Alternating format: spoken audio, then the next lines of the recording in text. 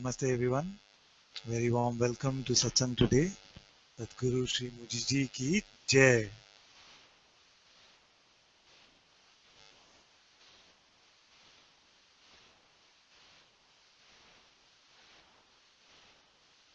I just came from work actually and Jasminder was just in front of us. She must be feeling like this is Dr. Jekyll and Mr. Hyde because we had a business review meeting in the morning where saying what's happening with work, what's about this and this.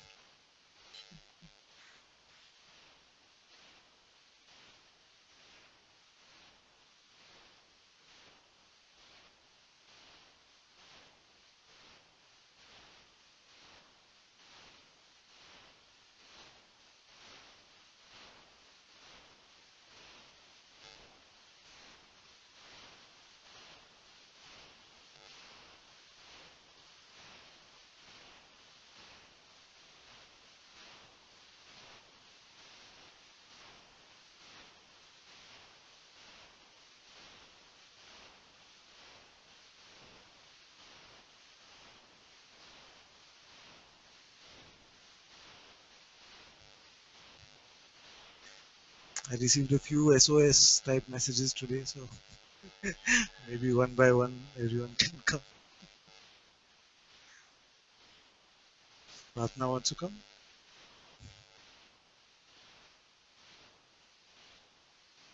Okay, no laughing.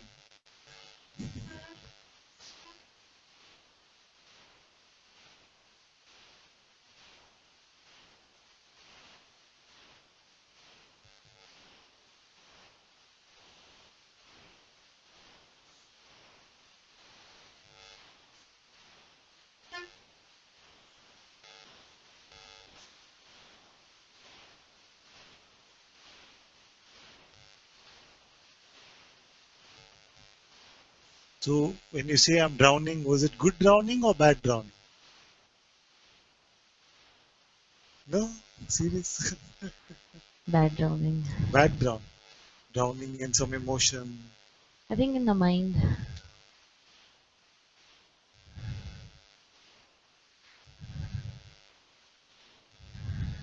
It's about some fear about the future or something like this? Or? I don't know. People like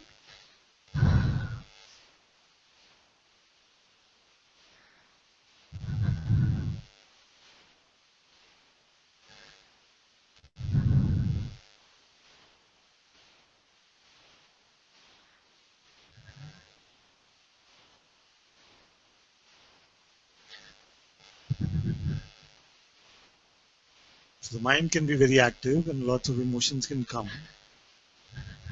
But what is drowning?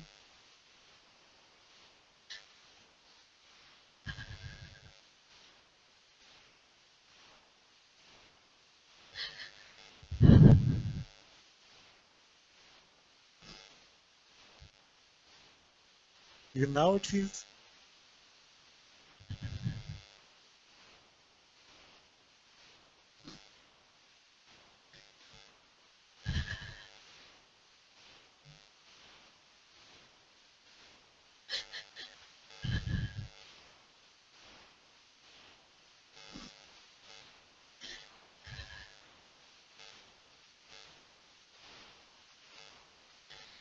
I don't know what to say. That something is still feeling strong.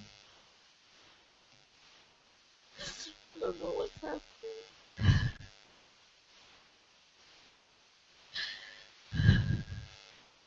Was there a trigger for this or it just happened on its own?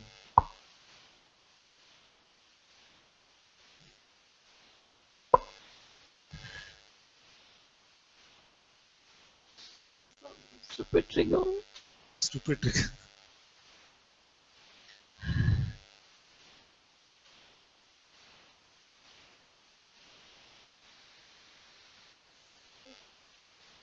So some appearance came and it said something. And then what happened? Then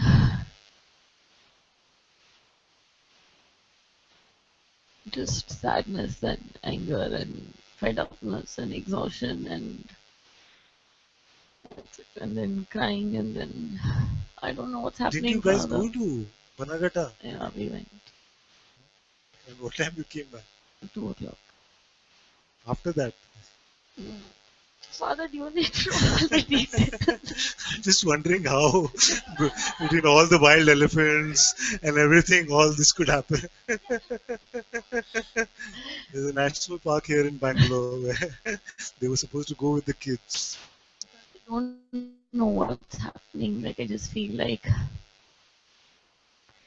I feel like last year everything was good. Like I was in tune with everything that you were saying, Yeah. and I feel like the mind is the mind is saying that I've lost it something and like I'm not in tune anymore. And what am I doing here? Do I really want to be here?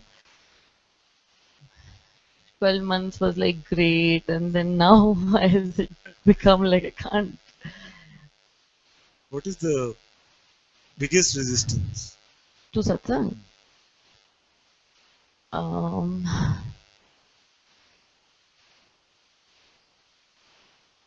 I don't know what is the Is it like it's the same old, same old? no. I It's not think working for me. no, none of that No. because it's working. Okay. And I think just the mind is so active. There's no specific thing which is causing resistance. Just the mind is active and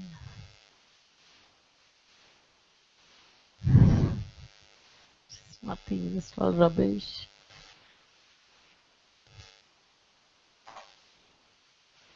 Which part of the rubbish are you not done with?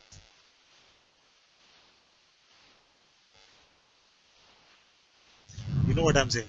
It's like I'm done with this, I'm done with this, I'm done with this. I don't need these things anymore. But I want my freedom and I also want to be And this. yeah, I know when I say it like that, it kind of sounds silly, but actually, subtly, this is what happens. like I also want to be. I don't want to be spoken to badly or Yes. like silly stuff like that. But those are the triggers. I want to have full freedom, but I also want this kind of respect or something. Yeah, yeah. And suppose that appearance will come because that's how appearances work. That any conditions we put to our freedom, those are the buttons which will be pushed. So something comes and says, whatever, with great disrespect. Then what happens? So grief is coming, anger is coming, thought is coming. How can he talk to me like this? That's coming. How can he talk to me like this? Without your buying it, does it have power? Buying it means This, believing it. this. How can he talk to you like this? Or I am not supposed to be spoken to like this. But who's being spoken to like this? So am I just supposed to sit there and take it? No, that's come later. We'll come to that. But first is who's being spoken to like this? The person idea. The person idea is being spoken to badly. Yeah. So that you see already that an idea cannot be spoken to anyway. It's just that the idea itself that I must not be spoken to like this then makes us believe that we are a person who must be treated in a certain way. And don't worry, we'll come to the reaction part also. And is it that I must not be spoken to like this by specific appearances around us? Like if a random person just came and said some rubbish, you just say he was a crazy guy or crazy man. So it won't bother us, isn't it? So when our close relationships, our special relationships, they come and say, that is when. But the words are the same. The energy also might be similar, if not lesser. Then why is it that something that doesn't really exist still has this power to make us feel they spoke whatever they had to speak. Who's the one crying, moping, sad? Yeah, Me only. about the non-existent one being hurt. That makes sense, does it? So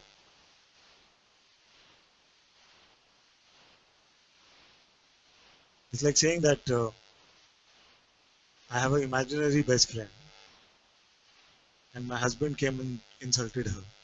So now I'm feeling bad. This imagined one is not your friend. No, You know father, these but things. what do I do? So now, so you know that you don't exist in this way. The one that is spoken to badly does not exist. Now, you don't have to Advaita your response. The response is coming. Don't talk to me like that. Don't, whatever response is coming, that is also coming. See? What are you except the witnessing of either of these? If you are the response, can you become anything other than the witness of that? No, You father. cannot. So you don't have to then say, so should I just be, should I just take it? If that is what is arising, then yes. If the response is arising like even 10 times more than the trigger, then that also is okay. And that's his satsang.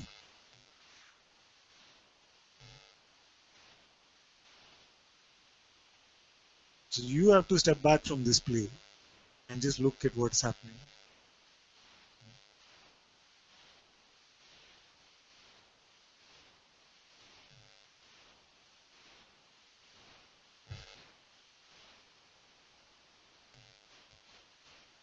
That can you really drown in all of this? Just the drowning was when,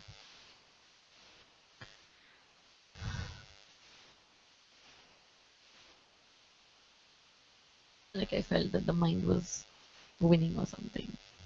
The mind was winning. So the trigger just triggered it. But the mind became very Advaita about it and saying, see, now the mind is winning. That is also the mind. The mind can never win. As long as I'm in satsang. No, it can never win. It's very helpful to be in satsang.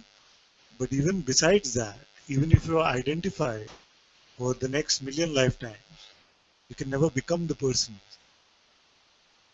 So really it is never won and can never win.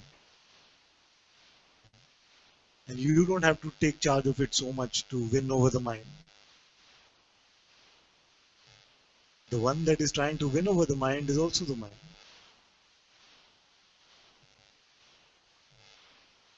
So let's let the mind say whatever it wants. Let whatever emotions come. You know now that nothing comes and stays forever. Everything comes and goes. You see? But you don't come and go. You cannot go even if you try. So why be so, if you are eternally present, then why be so concerned about that which is coming and going? And that which is eternally present, can that really drown under that which is just ephemeral, just an appearance? So this checking, like we're doing together like this because I know you go back on Saturday. This we must be able to do also.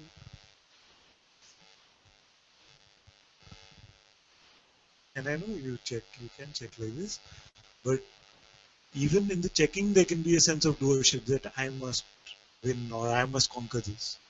And just see whose voice that is. Because the one that you really are is not interested in winning and it can never lose.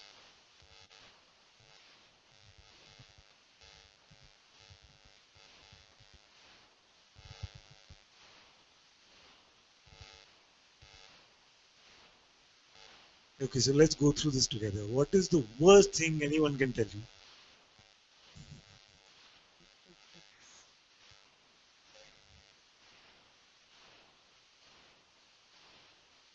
Although, what kind of a question is that? No, it's a very sincere question. What is the worst thing? Maybe that you're a terrible wife or something? Or I don't know, just yeah, whatever stuff. Something like Yeah. that. So if I say you're a terrible wife,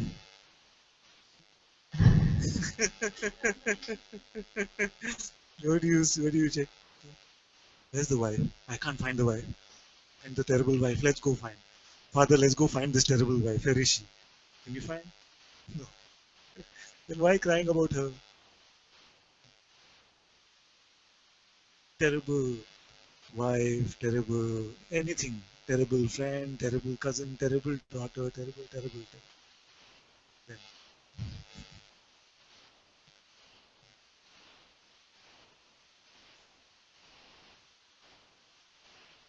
so it's still there that I cannot be spoken to like this.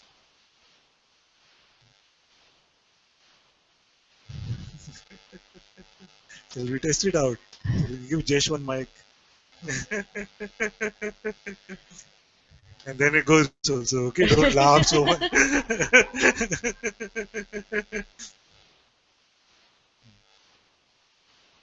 Some emotional trigger is bound to be there in a marriage. So let me not pretend as if Garima can come and say anything and no, nothing at all. But it doesn't last. It's like after a while, it just seems like somebody cracked a joke. Although initially it was something, some feeling of hurt or something can come.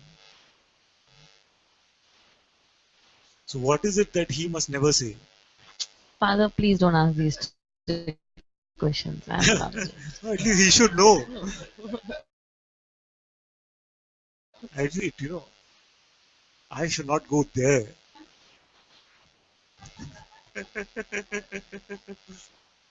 Okay, one thing that I have learned from my experience, a few things. Don't say anything about the parents. Number one. Okay? Because then you're in trouble. Right? Right or no? Father, please stop it. I'm just confirming. Okay, with all the girls. Never anything over the parents. What else? Don't say I'm a bad mother or something. Don't go there. Okay? Because then you're in trouble. Huh? That is, that's the worst. Okay. So don't say I'm a bad mother. Don't say anything about my parents. Siblings, parents, family, nothing about that. Then And don't say you can't run the house properly and you can't work properly and you can't manage the kids. That's everything. wait.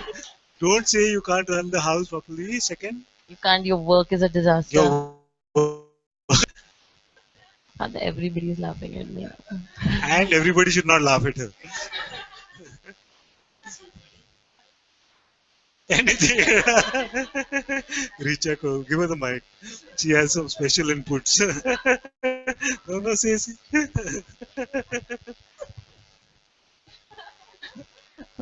Basically, they should just not say anything At all. and at all. Just accept as it is.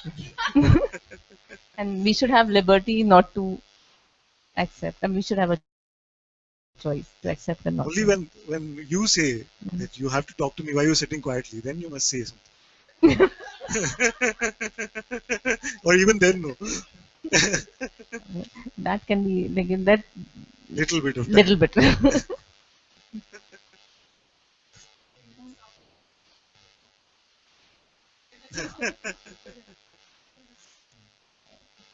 Got it?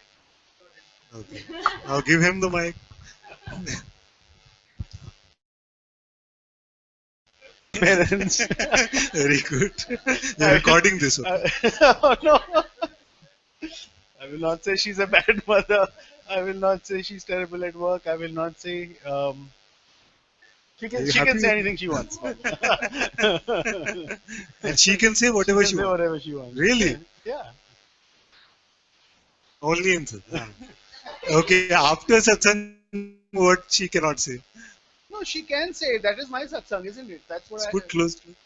She can say whatever she wants. I mean, that's what I have And to go then you through. won't be like sulking for 3 days. And But that's part of the whole thing. this isn't is it? I mean, family counseling. if I. What to say, father? What do I say? Guruji once had a satsang because he was getting in one season in Tiruvannamalai, he was getting so many relationships questions that one afternoon satsang he said we only talk about relationships. It was very good because we got all of it out of the way in that satsang. So we've defined now the rules for men, married men at least, or men in relationship. She's not buying anything you're saying, and she's taking it out of me. That's okay, Father. What do I do?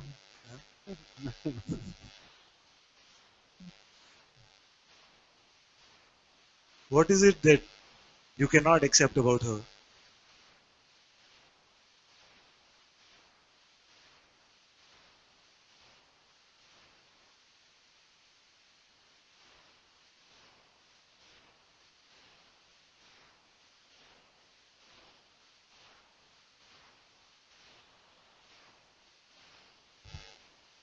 And if you want, we delete this after the satsang, okay? Don't No, worry, it's we okay. just delete the whole satsang.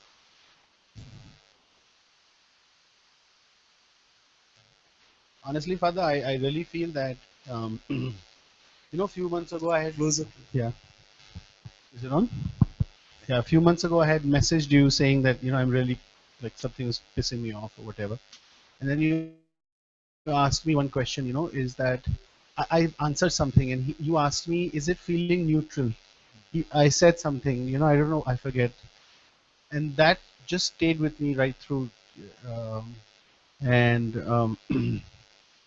I think what was the question, Father? I forget. What is it that you cannot accept about her?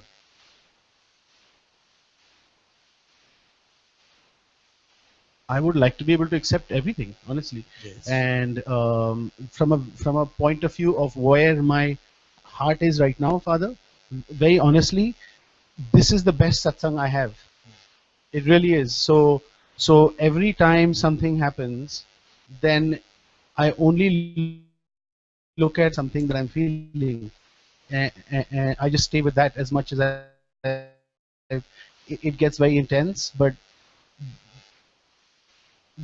really, that is all I look at as much as I possibly can, Father. Is what's upsetting me? Why is it upsetting me? And who is getting upset? And honestly, Father, that's I But know that I what fail. is the topic that upsets you the most? It doesn't have to be a topic, Father. It can just be any. I mean, it can be anything. It can be a dropped ice cream. I mean, it can be anything, right? In a relationship. I mean, Sounding like a pain. If she drops an ice cream, you'll get upset. no, but what I mean is there's no topic. It's This sometimes general husband when wife, somebody is bound to irritate you, then they will just irritate you no matter what, but right? there's no It's not. common threads.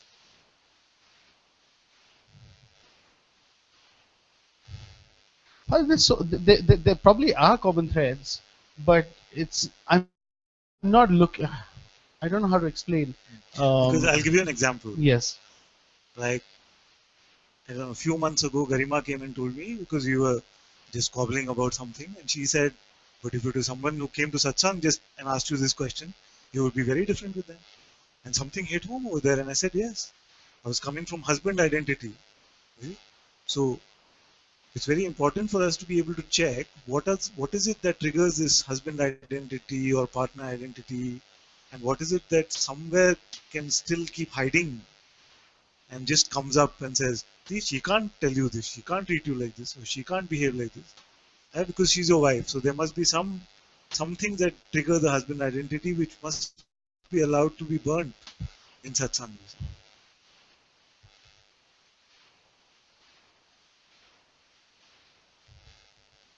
Because I remember also I told you once that suppose it was someone who just came fresh, right?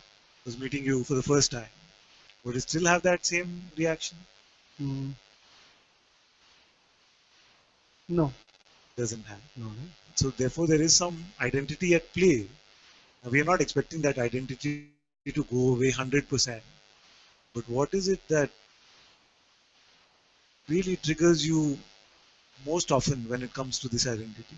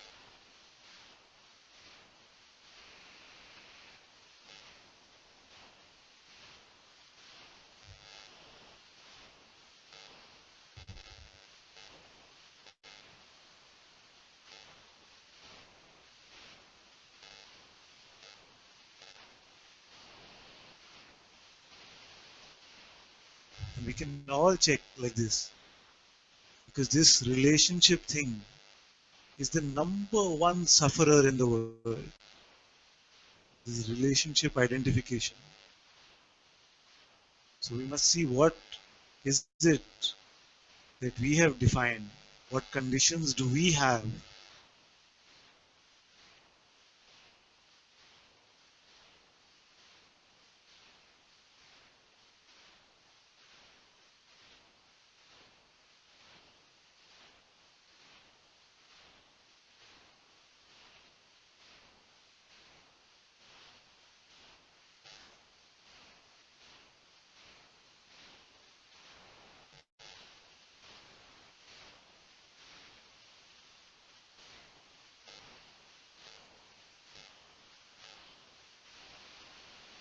Um, I think it would be great if she could listen. I think that's one thing I find that So if so you feel like she's not listening to me, that irritates me and gets me going, Father. and what kind of thing when you're talking about some, Could be anything. It could be anything. It could be something. Normally, it's something that's meaningful to me or has had some value for me.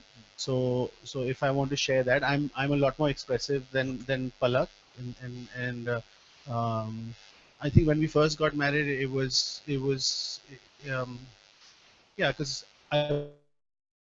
I think it would be great if she can listen.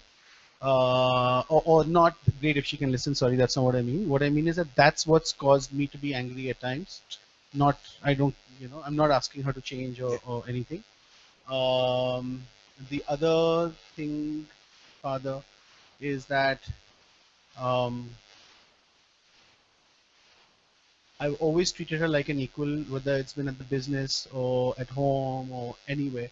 I've never seen her any different from uh, an equal partner in stuff. But sometimes I feel that I I feel that she doesn't feel that she's an equal, you know, and that's caused friction, because I've never I think, and I'll be very honest, because the background she comes from, the men are treated very differently than the women are, Father. That's not been the case in my family. In my family, it's been absolutely equal, you know. And I feel that there's always this need to, and that's cause there's always this need to say that I am your equal, whereas I have never considered her to be less than an equal partner in this marriage. Um, you've been married how long? 10 years. So can I give you some advice because Yes, I've been married longer? yes, Father. Always say you're way better than me. Yes, yes, Just equal is not enough. yes, Father. Yes, yes. I'm joking. No, no, I know what you mean.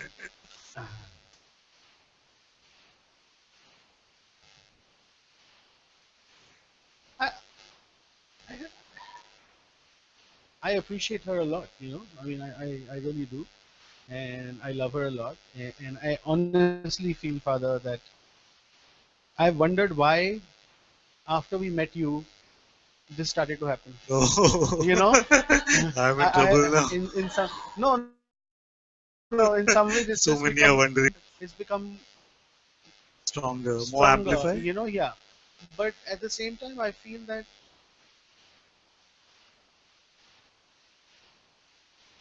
I'll tell you what happened Yes, today. yeah, please keep it Okay, I'll, close. I'll I'll share what happened today. So we were at the park, okay, at Banarghatta I'm holding Park, her hands. and so we're with these wild animals. There are bears and Yeah, tigers, yeah. and she opens the window of the car, and I said, "Don't open the window." And Yeah. go ahead. She This wants is to. really turning into what is that family court or something with Judge Judy. You asked, No, Father. it's good. Sorry, It's I'll good. be honest. So I think Yeah, that's where yeah, it started. That's where it started today, and she got upset. because the way you said it. Yes, yeah, yeah, and and that's where it's. Listen, honestly, I have no problems saying I'm wrong. I have no problem saying I'm sorry. I've never had a problem doing that, Father, and I will still, if it's. But at the same time, I really. Yeah, I don't know what I'm putting out on YouTube now, but But you're admin, no? You're moderator, hitting delete. yeah,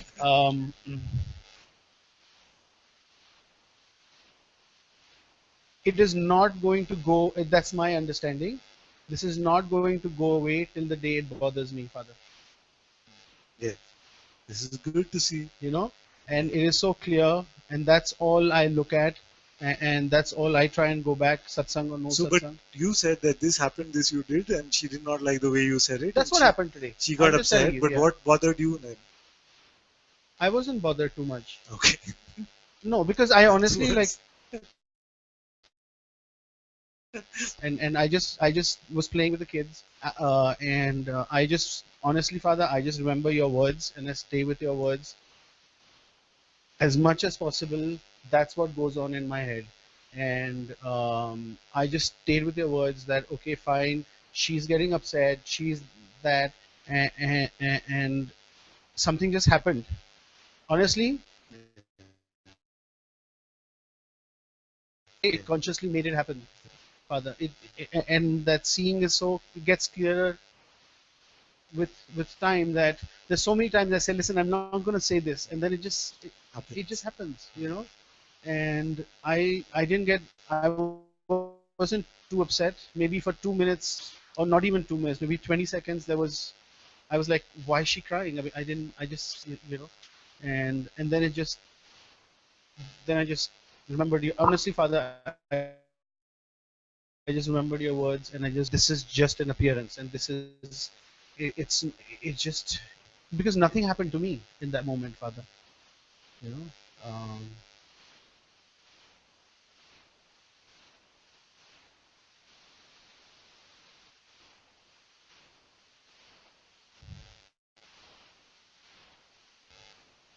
When you find that you check and you see that it's an appearance, hmm does that make you more open or more closed? open, More open. yeah, much more. I mean, I would say, Father, like, yeah, much more open, and accepting, and it's not like things she does don't irritate me. Yes. That's not the point. But the point is that I'm able to let go sooner and sooner. Each time it's sooner and sooner, Yes. and I reach out to her lots. I mean, as much whatever, and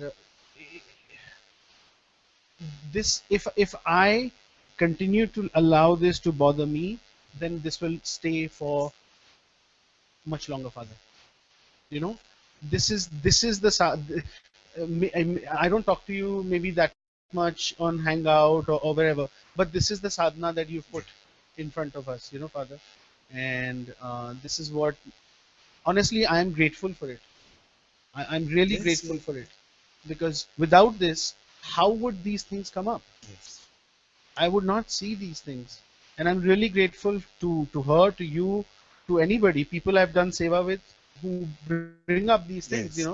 because that's what, at the end of the day, that's the only compass there is. And but I go back to your words, Father, that it's I don't know, I forget your words right now, but you know what I mean.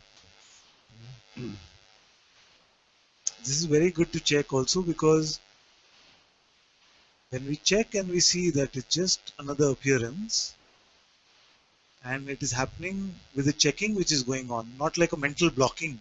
Sometimes what can happen is that we just say, oh, just another appearance, and we are blocking ourselves from feeling, from vulnerability. You see? But when we see that this is just appearing in front of me, where am I really suffering because of this? Then we are open to experiencing the feelings which are coming as a result of it. And this is good to see that even these feelings, although they might seem strong, but actually for my being, they're just another appearance, just these small bubbles.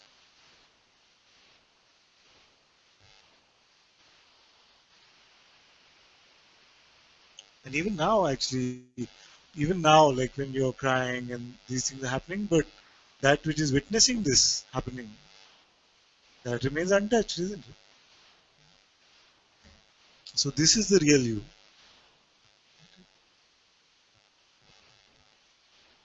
And it can happen like this because I feel Jesh asked a very good question. So why is all of this happening after we started coming to Satsang? It was so that we could look at this together and to drop all of these conditioned ideas which were there but were not playing up as often or as strongly earlier, but now seem to get more amplified, more. Our sensitivity also increases after we come to Satsang. We're able to see these things much more strongly now than we did earlier. So,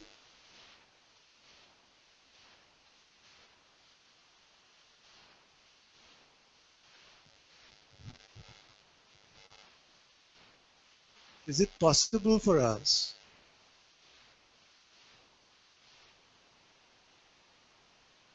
to put all history, all baggage, all ideas we have about the other one,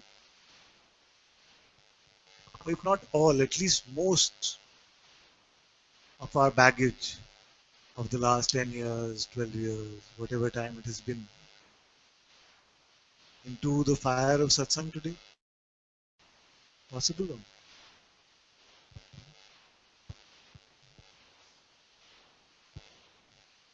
Just,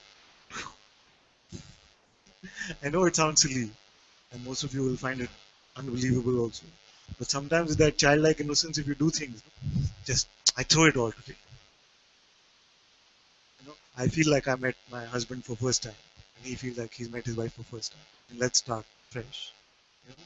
Sometimes that childlike innocence is very helpful to just say, this past, all that she did, doing, all goes.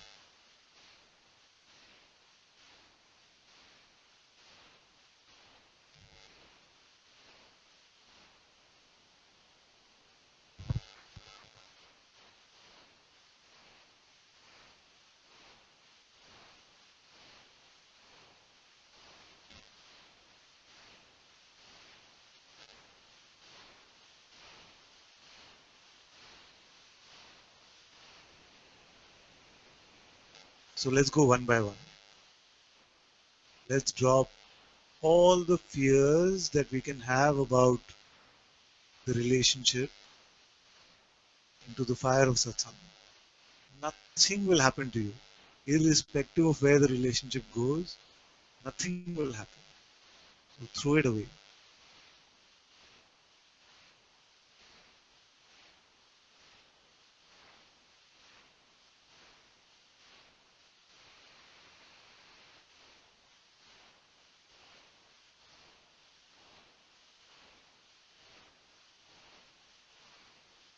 Now find all that you feel, all that you wish you could have done differently, all the regrets and the guilt,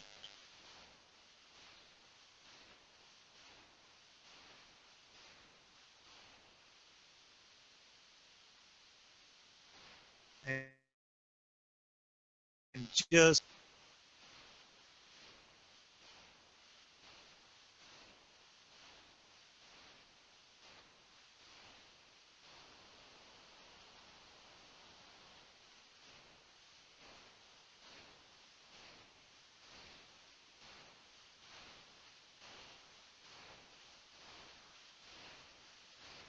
find also all your arrogance, all your sense of specialness, that I have always done this, he done this, I'm more understanding, he's less or she's less understanding. All this specialness, all this arrogance, this one-upmanship,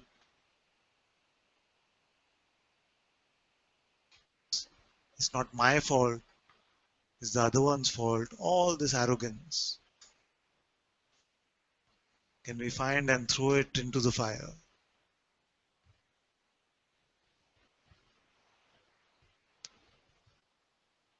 All this self-righteousness,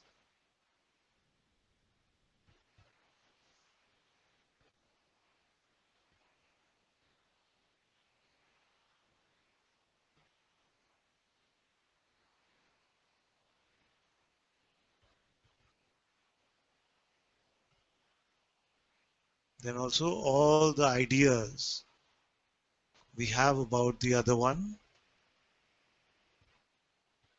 have no idea.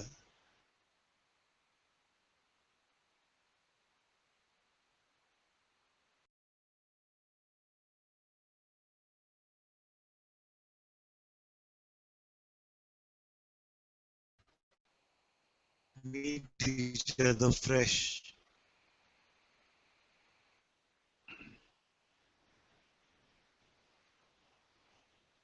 All the times where you've been mistreated, find all of them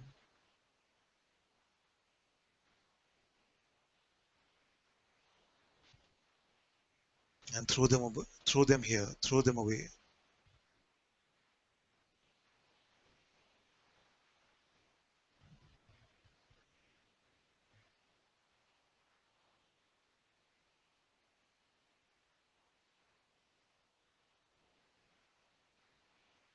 Also, all expectations you might have about how it should go from here, what should happen, how should the other one change because of this experience, that we must throw away now. No expectations of anything at all.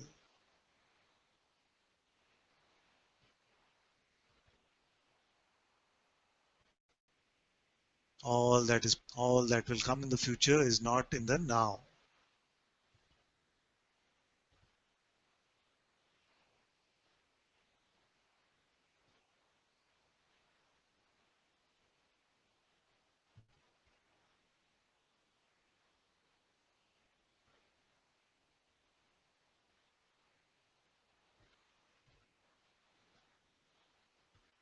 And most importantly, in all relationships, drop the need to be right. You have no need to be right. You have no right to be right also.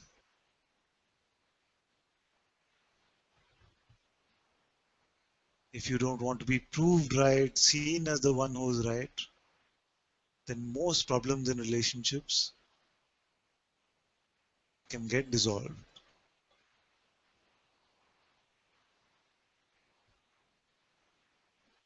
Don't hang on to this need to be right.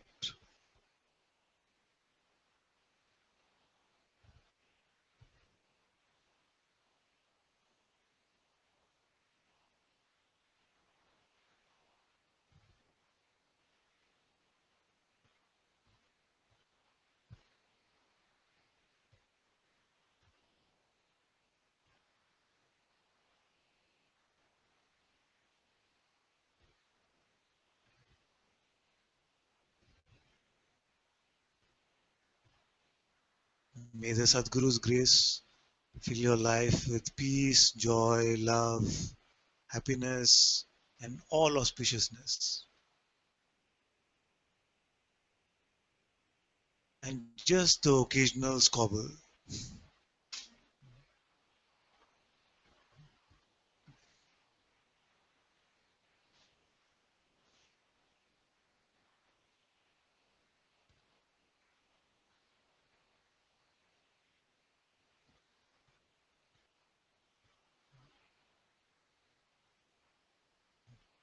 All of this dissolve in the light of the truth that is very clear to both of you now.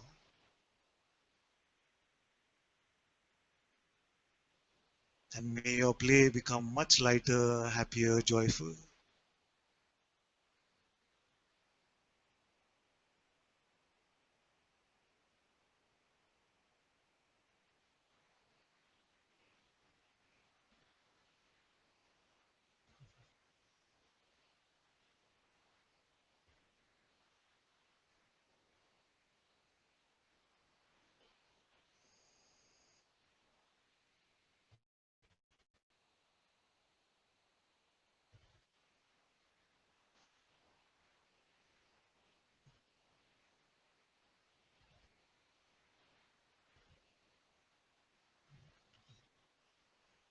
Throne?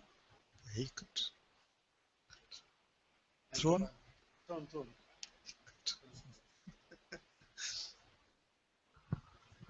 thrown forever only during satsang time.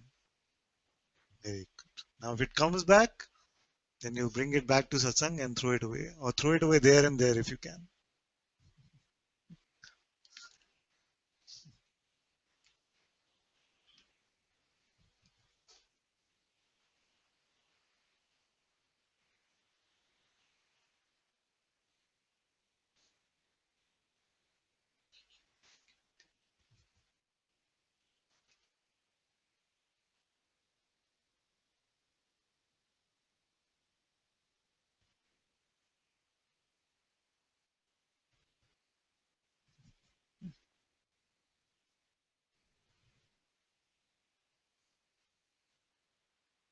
Many are testifying to similar things, and they also have been throwing, as we've been throwing all of this away. Come here. Come.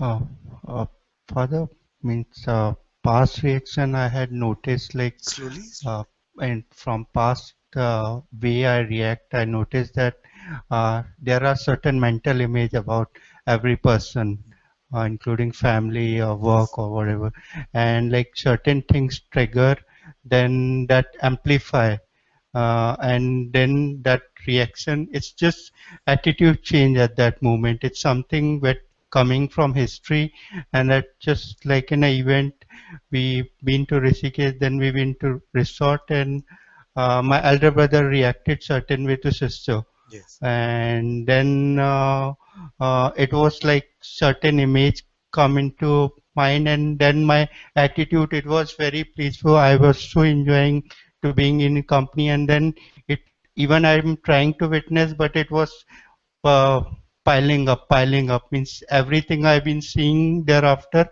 with that image. So how to react at that moment? Yeah.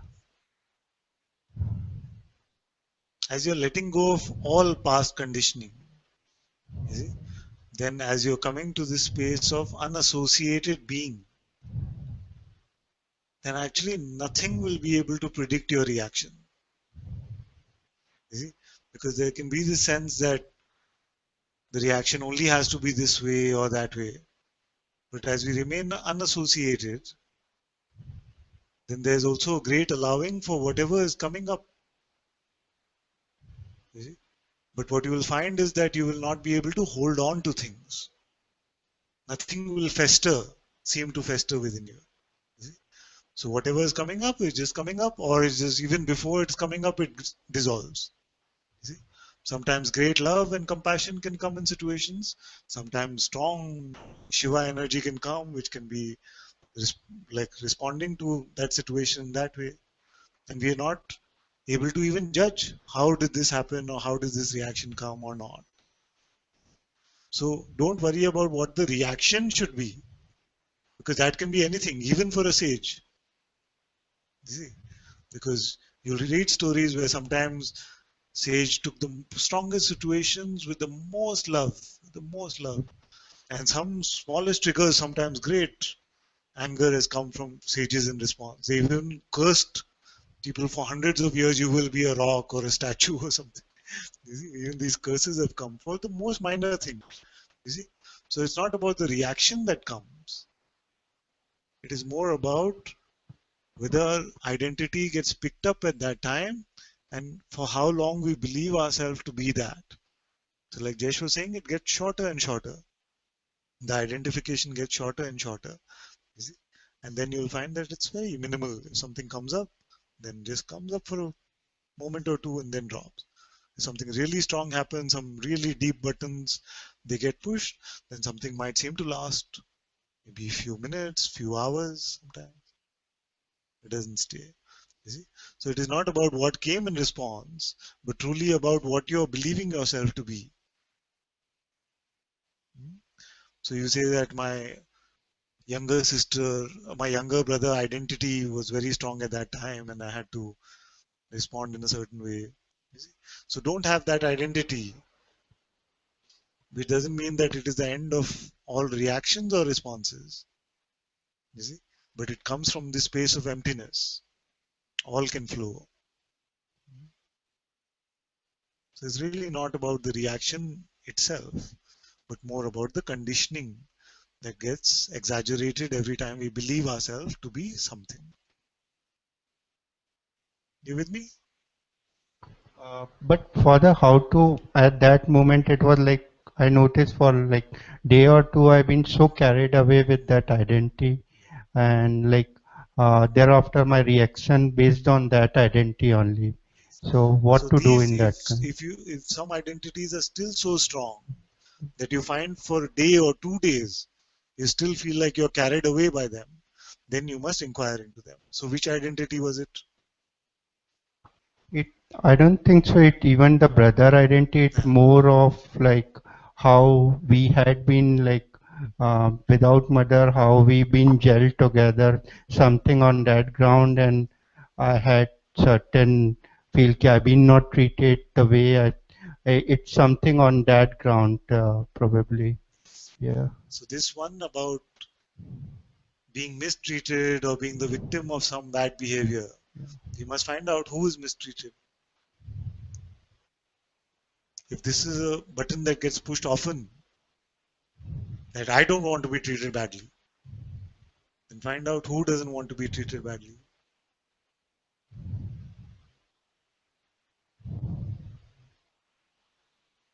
And when we do these kind of contemplations, they might seem very simple actually, but actually we are defining our own boundaries, our own mental boundaries.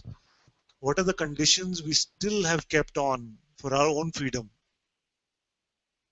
You see? It is not in service to you any self-righteousness. It is only a condition that we've defined for ourselves.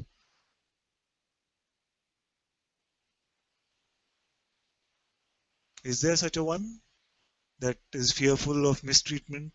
Can you find this one and show me?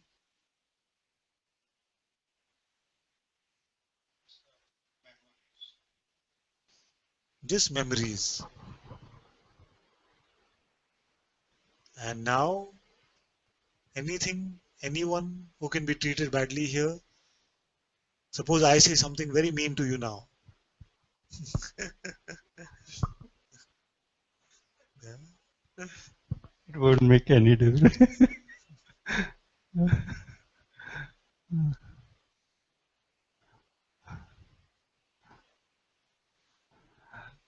Find out if there is someone who can suffer this mistreatment.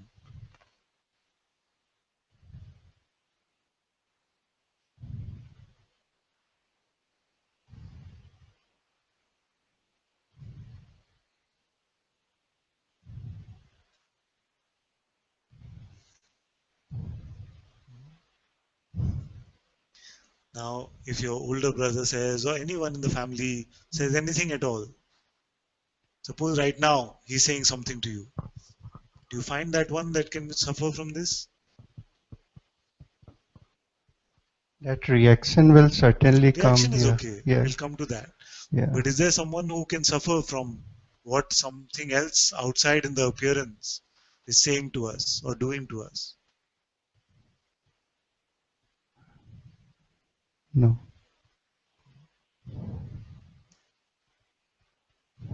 Yes.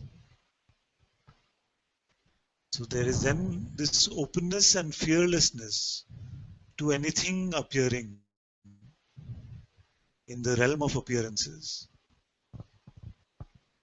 Otherwise, we are still picking and choosing. So this can happen, this can happen, this can happen, but this better not happen, or I will lose it. Okay. This is all this mental talk. These mental affirmations are like this. No, instead of that, it just becomes anything can happen. And if there's some fear when I say anything can happen, then look at that fear and that will point you to your strongest identities. I say anything can happen. Like I used to say very often, then people said it's too much, too much. Stop saying that. I said, the whole world can burn, the whole universe can burn, and yet I am untouched. Too much. So the question to ask is which part is too much? Is it this body burning feeling is too much, or my family burning feeling is too much. What burning is too much? It feels like too much because it points you to. So what is it that we feel should never happen in the appearance? And that will point us to that fear, will point us to our deepest attachments. But you see on that also, and you will find that even that which I'm so attached to is coming and going, will not last. Whether it's a body or it's something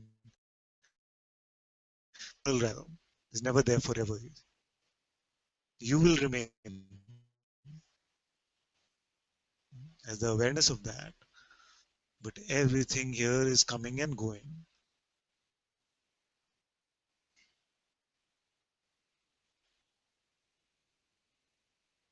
So wisdom must mean that we are able to see this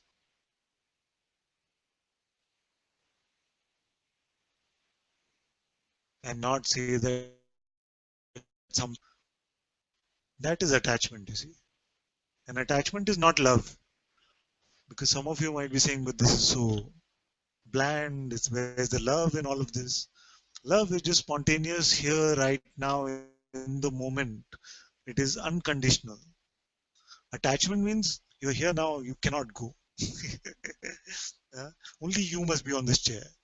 This is the attachment. The world wants to move it about, wants to change it, all of this. But the mind is saying, no, no, he must not go from this chair. That is attachment. Okay? So the world's version of love is this attachment. That he or she must not leave my life or something like that. This must not happen. These are attachments. So love is just very spontaneous and it's available for anything which is appearing right now. Just in this way, then we become open, unattached. Everything is allowed to come and go. Even because one misunderstanding could be what I'm promoting is some sort of just non-reactive state. Just sit about and the world can come and slap you around and you're not supposed to do anything. You see, I'm not saying that. I'm saying that from the neutrality, it is the allowing of also the reactions which are to come from here without saying that these are mine or I am doing this or not doing this. You will find that this body is as much part of the play as the rest of what is appearing in front of us. So don't worry about the reaction. Just you see that I am the witness of all of this, including the reactions coming from this body.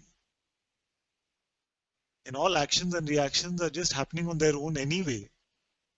It's just the mind has been coming and taking credit or blame for them. I did this very good, I did this very bad. It's just happening. Just like thoughts are happening, actions are happening. And once we learn to let go of all of these appearances, then this way, then you will find that all these actions from this body also are just happening on their own. There is no doer of them, at least no individual doer of them.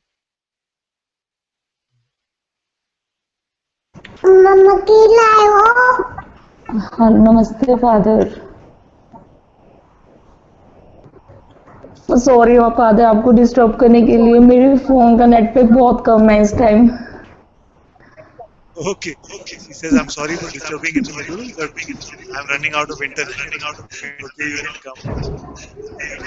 Because जिस area मैंने अभी shift किया यहाँ पे अभी net नहीं हुआ है हमें मैं फोन में ही नेट पे डलवाती हूँ तो It's okay, my dear. Tell now that you have very little time. Take bothering you.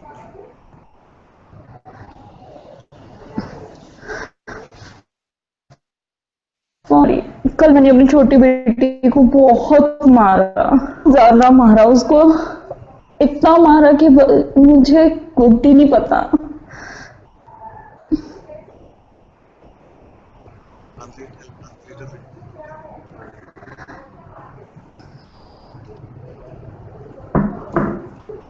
is a relation of Satsang. So she says that yesterday I got very violent with my mother. I really hit her. Mama क्या आया mummy She's happy. Mummy mamma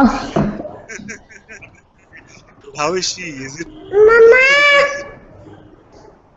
mama will right? Please start again. I just missed the father मुझे सत्संग का कुछ नहीं, मुझे कुछ नहीं सुनना, प्लीज प्लीज प्लीज। मैं सुन चुकी, बहुत सारा सुन लिया, अब नहीं सुनना मुझे।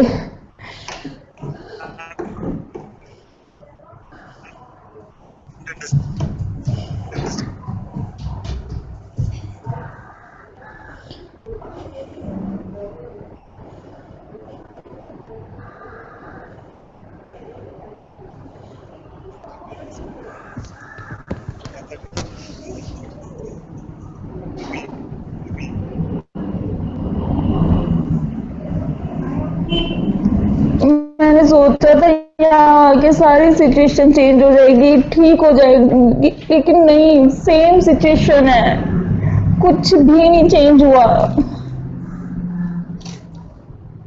So she says that he was hoping that once she moves away from her familiar environment,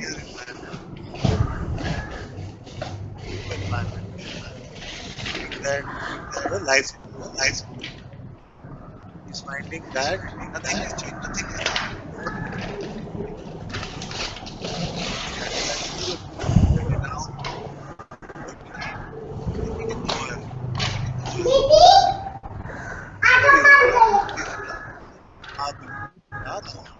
Now, father उस छोटी सी बच्चे ने तो कुछ भी नहीं किया था और मैंने उसको ऐसे मारा था, बहुत बुरी तरह। What's past is past, my dear. We cannot. What's past is past. नहीं फादर, मैंने उसको बड़ी वाली बेटी को भी ऐसे ही मारती रहती थी। वहाँ तो मुझसे कोई ना कोई रोक लेता था, बचा लेता था, यहाँ कोई उनको बचा भी नहीं सकता, मैं कहीं उनका फायदा उठाती हूँ, मारती हूँ।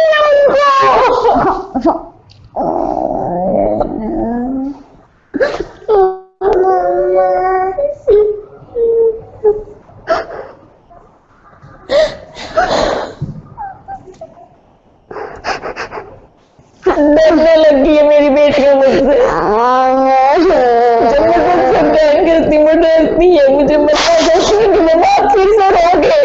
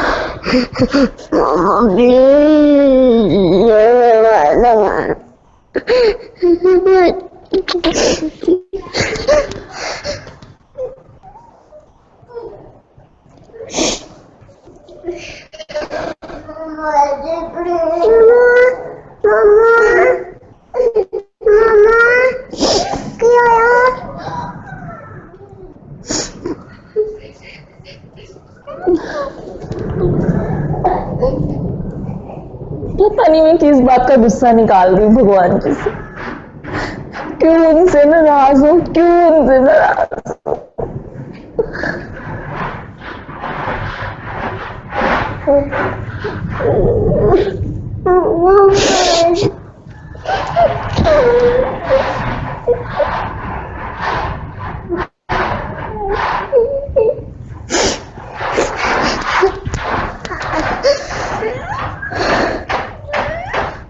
फादर मैं नेट बंद करती है, मैं जा रही।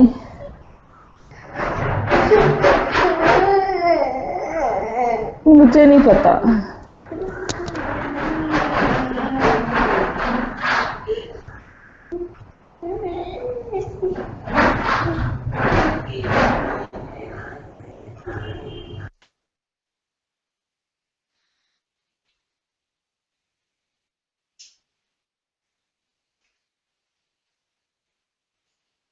This is the combination punch of the mind. This is the 1-2 punch, where first it says and makes a somebody out of you with your own belief actually, and then it makes a guilty somebody out of you. So not just a somebody, but then one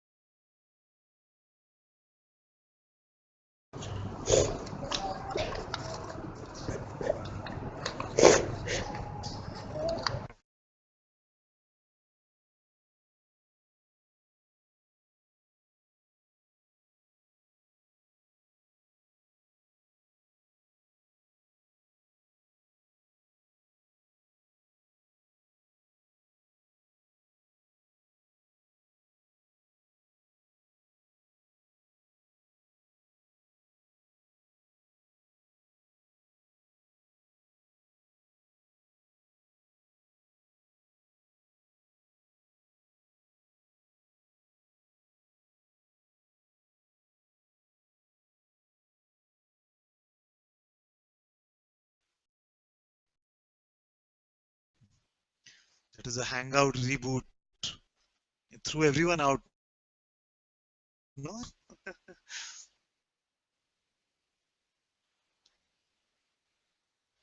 Even in the most emotional states, we have not lost who we are.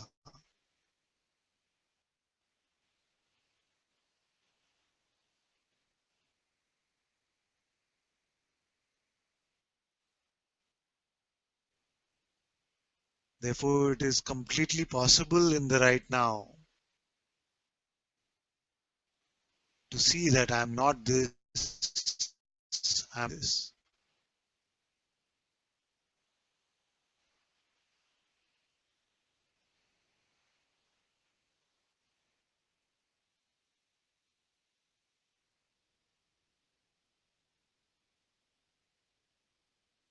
So at least if you are going to get into a boxing match with the mind, let's not fall for these combination punches. You see, because the mind itself will come and say, you must not do this, you must not do this. And then if that action happens, then see, I told you you're so terrible, you're such a bad person. Both are just tricks of the mind. What is happening is happening. And yet what you will find is that as you're coming to your space of unassociated being, you're not believing these concepts about yourself, that the content of the play also starts to change a bit. You will find that as you're just being, you will not find yourself getting violent, kind of tendencies very strong because they have been dropped.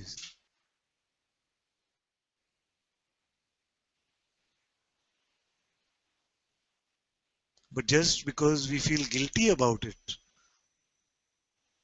is not our dropping of these tendencies. Just our remorse about it is not enough. We must inquire deeper into who we are. We cannot use spirituality just as some sort of band-aid. Oh, now I'm feeling terrible. Now let me come talk to Father and then I feel better.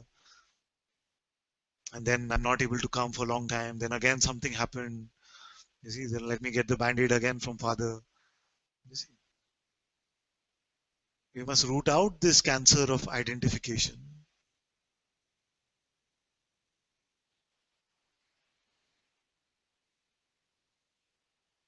We must root out all ideas we have about ourselves. And it's not difficult. Right now, you are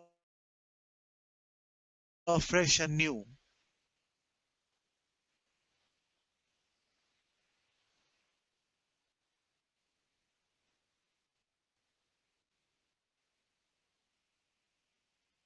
And I've given you all the tools, tricks, tips, anything that you need to be free from this identity.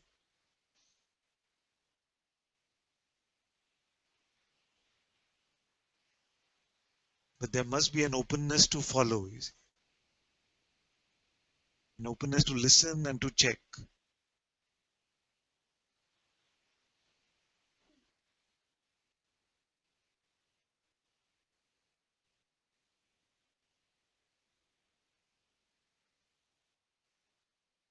And because I have great love for you,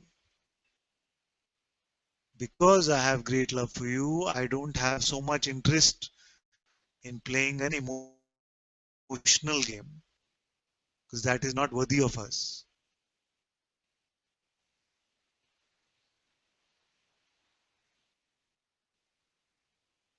Let's look at the truth together. That's my only purpose of this expression.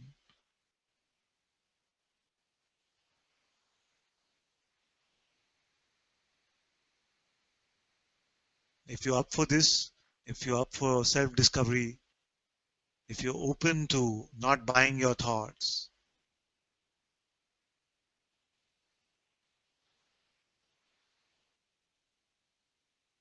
then we have the relationship of one, of oneness.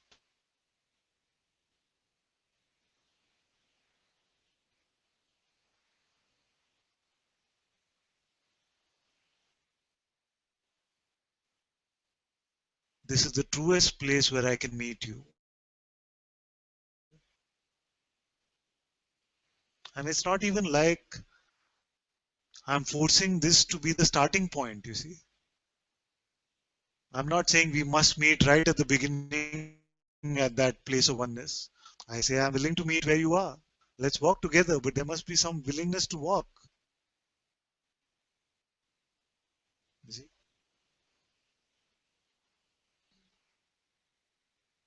I'm not saying that instant finger snap you come to satsang and all identity will be dropped. But at least as we walk together, there must be openness to the dropping of these identities.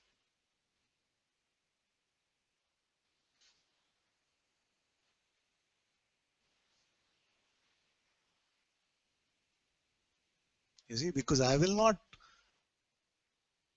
come to this realm of identities and stay there with you as an identity.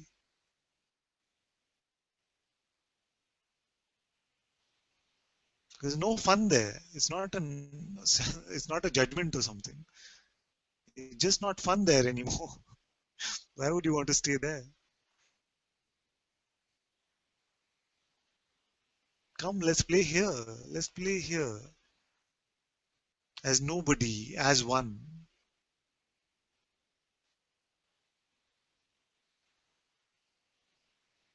It's no fun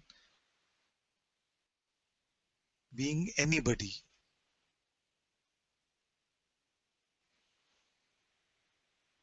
The smartest anybody, the most attractive anybody, whatever qualities or attributes the somebody might have, it is not attractive to the self anymore.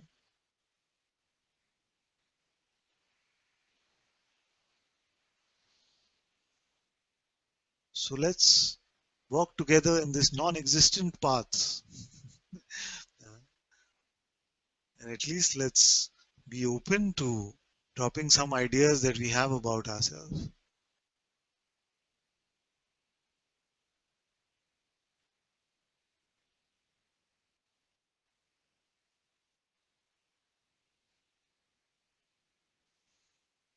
And then we will see together that we have always been home.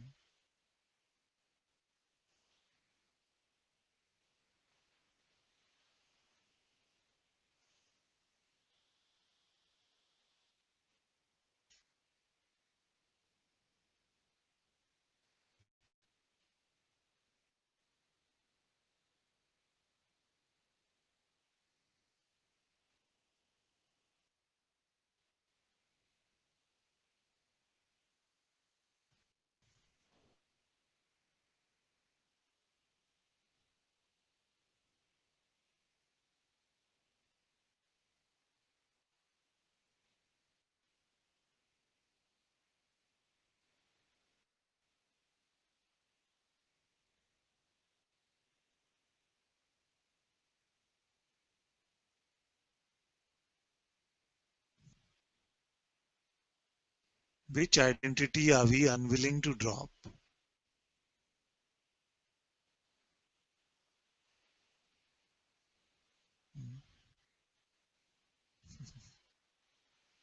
At least tell me then. At least say, okay, everything I can drop, but this I'm still playing with. I don't want to go there. There have been a few question requests actually. Marissa has been waiting for some time, and Karamveer is still here also. Bhagwan, can I come in? Yes, my dear. In a while, there's a bit of a queue. So, but you will put your place here now. Yeah? Because I noticed Marissa had said Karamveer is also still on the hot seat when Guru Jyoti she cut in. You can say now.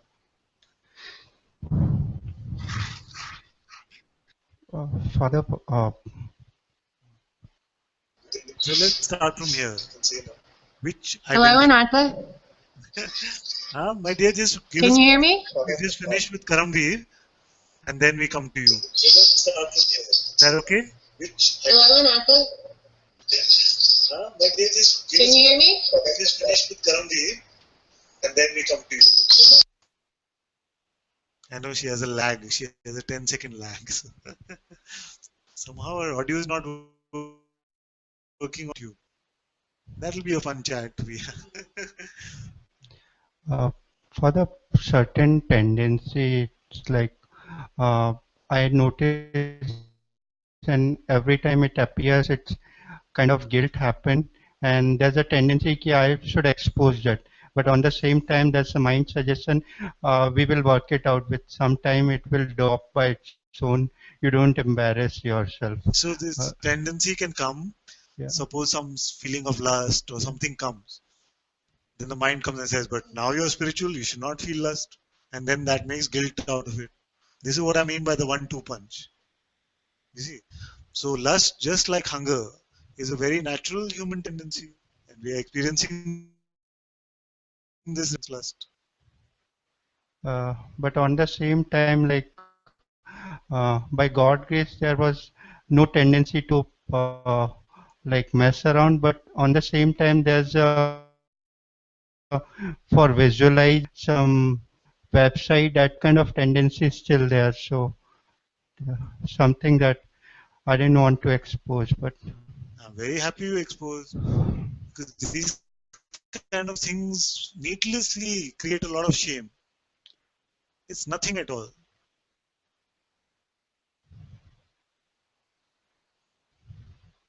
This thing with sex is, we've spoken earlier also about it, that either it becomes too special in our minds or it becomes too shameful in our mind.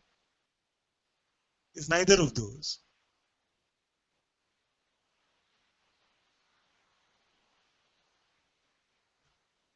There is no shame in lust.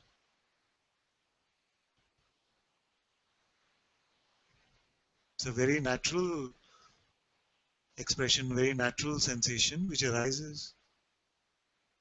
but further that even the lust is all in mind. It's that means it's just a creation of mind. Well, not necessarily. It can be that certain processes are happening in the body which also has these reactions, just like hunger. The mind makes something out of these which makes something shameful or special out of these.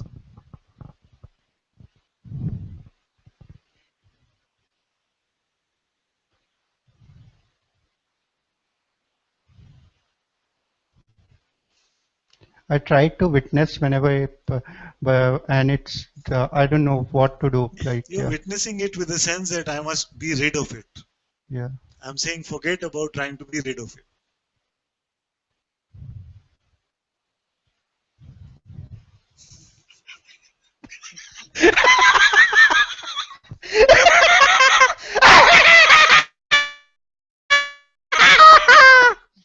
Okay.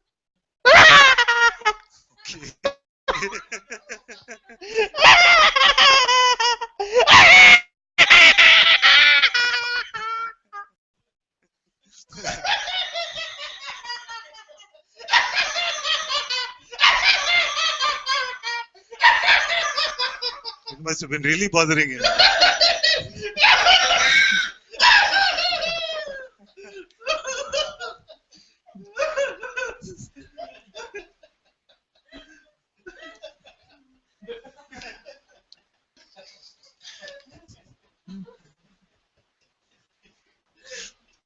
For the first time in my life, I actually took someone's mic.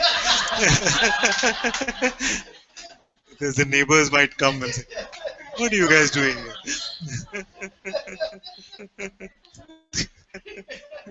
And even my maid, I saw she came out there. And said, "What's happening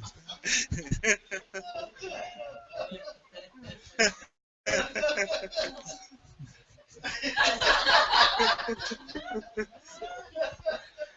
Still, mind is so much conditioning it, not accepting that, giving a Buddha excuse. Ki Buddha said that should not Buddha be. said what? Ki it's all in mind or something. That's all in the mind. Yeah.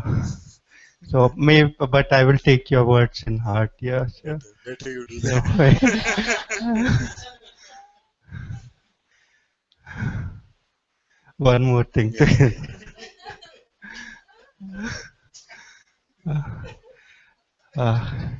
It's about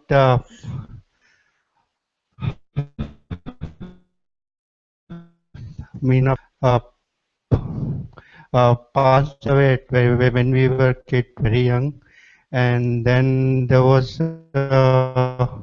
like Papa Jeep, matlab it's he did as per I understand means where he grown up. It's more of a male dominating society and more uh, uh, hard on surface, but so then it been the kid grown up, it was a lot of this thing, matlab, it's about especially for the father, it was like one place he been reading all spiritual books and all, to his own tendency. He gave an excuse to spiritual things, and it was a settled way. It's personal. His personal thing. Because of that, there was like He was making spiritual excuses for bad behavior. Is that what you're saying? it's yeah. I mean, his behavior was not the best. It not been a horrible, but he didn't get married again. He grown up all the kids, but there was inside of this person was uh, so much of urge, grudge about that. He was, it's so much of anger because of that. So once I passed away, became independent, I just switch off from that. From father means it been very reserved communications, and it's like after that. Uh, means it's just anything would trigger here that you have past identity, and there was a reaction from that also, changed dramatically with time and things. But and then in his old age, my all sister brother, we were all living in abroad, and he was alone here in his house, and that time he really needed uh, the me and especially so me needed everyone, and Bhaiya and sister was very comfortable handling with him. They were open with the love, but from this person it was always from that past identity it was coming reactions. And especially there was matlab, I know it's all history imagination, but on the same time before father passed away, just a 1 month before, I had such same time almost I have the feeling that something happened to father. I called up sister and nothing had happened, but after a month happened and he could see he that before that, and he been looking for me. But here means even last time when I met, I just didn't spoke to him and some other things. So, matlab, and it's so much of this thing, guilt here. Ki I didn't when he needed. There is both the identities there. First for his reaction, what he did. It's still there is something which doesn't accept that, and there isn't a something who doesn't it was also means it's something it's there is a guilt of that also very too much. So leave it here now.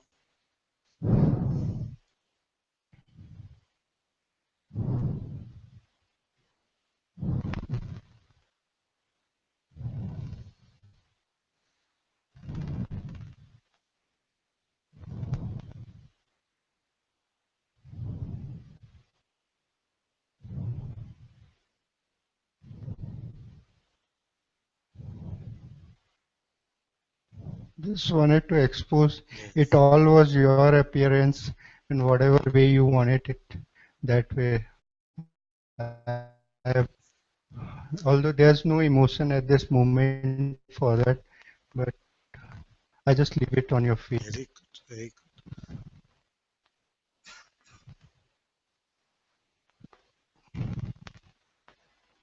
All this will be left behind. Will be kept aside.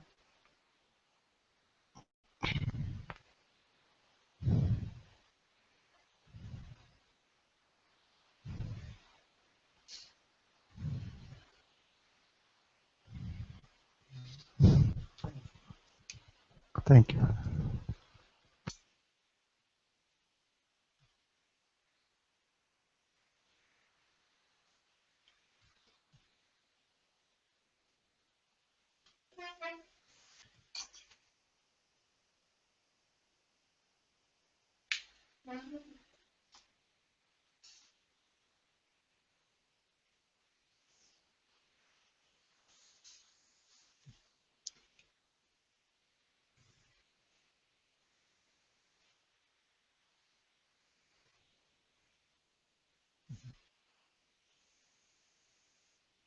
Okay, Marisa can come now.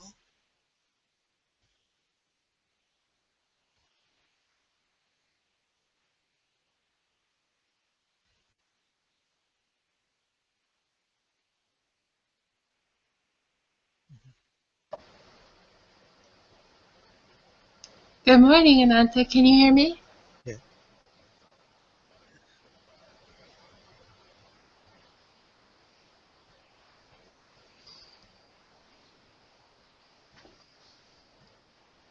Yeah, good. This will be interesting with this 10-second delay here. I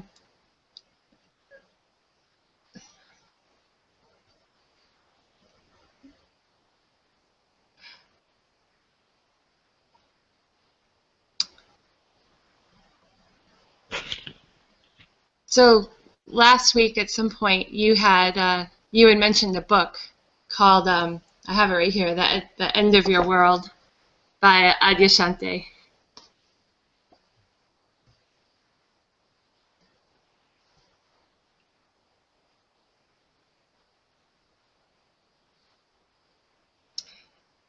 And I started reading it, and it brought up um, a lot here, and still here right now.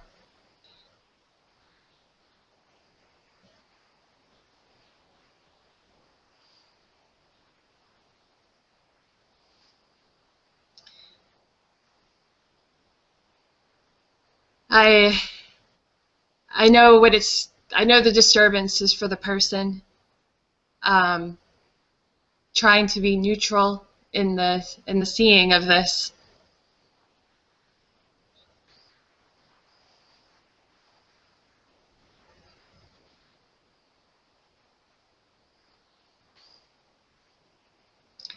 But this has been, the last day has been probably some of the toughest I've had as far as the emotion.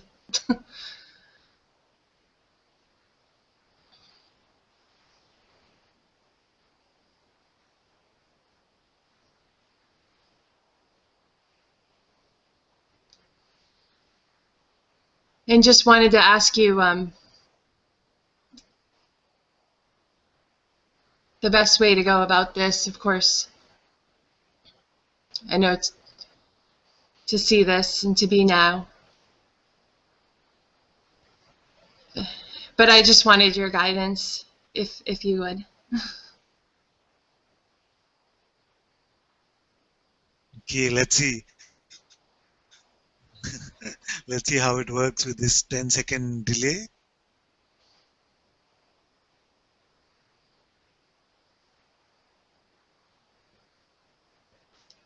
Actually, when something is coming up for us, the mind has a way of painting it as if it is something terrible which is happening, or something which has not happened in a long time. I have never felt this emotional, or so many of these negative thoughts have not come for so long. What is going wrong with me?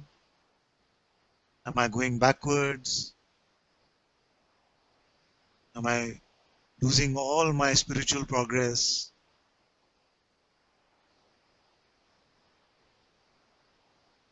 These kind of things the mind will say. But actually, there must be a sort of a welcoming of these things which are getting released.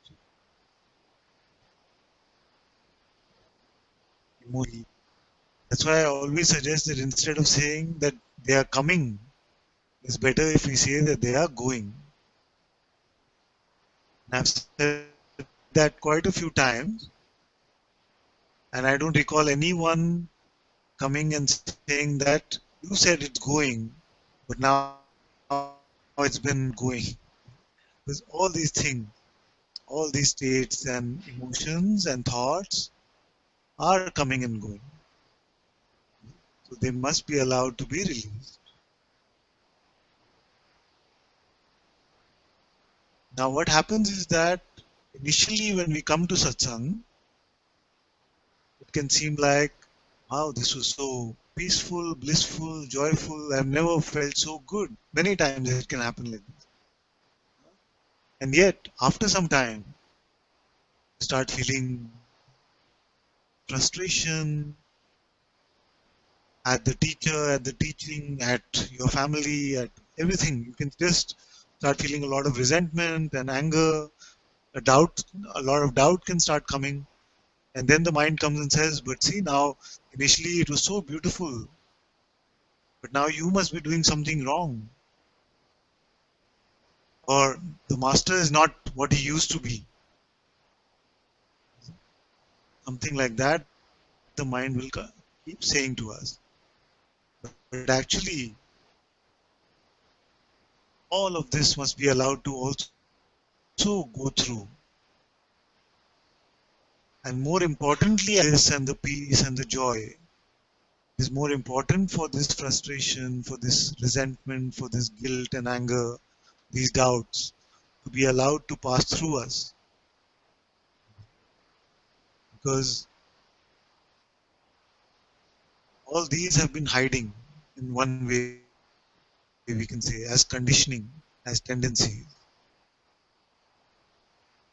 And your discovery of yourself, you're coming to your space of unattached being, will not leave you with all of these. All these will be relieved. Will let go of them.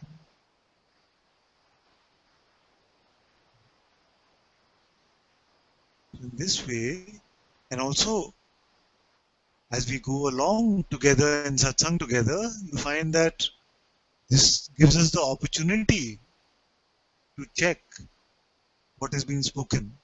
When there's no challenge, where there's no struggle, there's no sense of suffering, then everything seems so beautiful.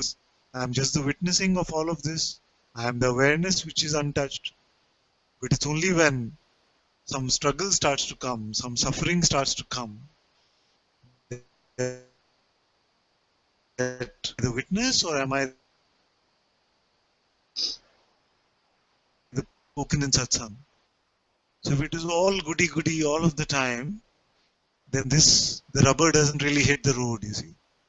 But when these times come, some buttons are being pressed, some uncomfortable emotions are being felt, those are the best times to be able to check. What am I right now? We see that even in these times, I remain only as the untouched witness of all of these appearances.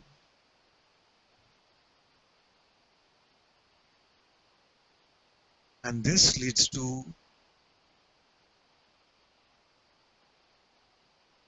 even with these not so nice feeling motion and thoughts, I remain untouched.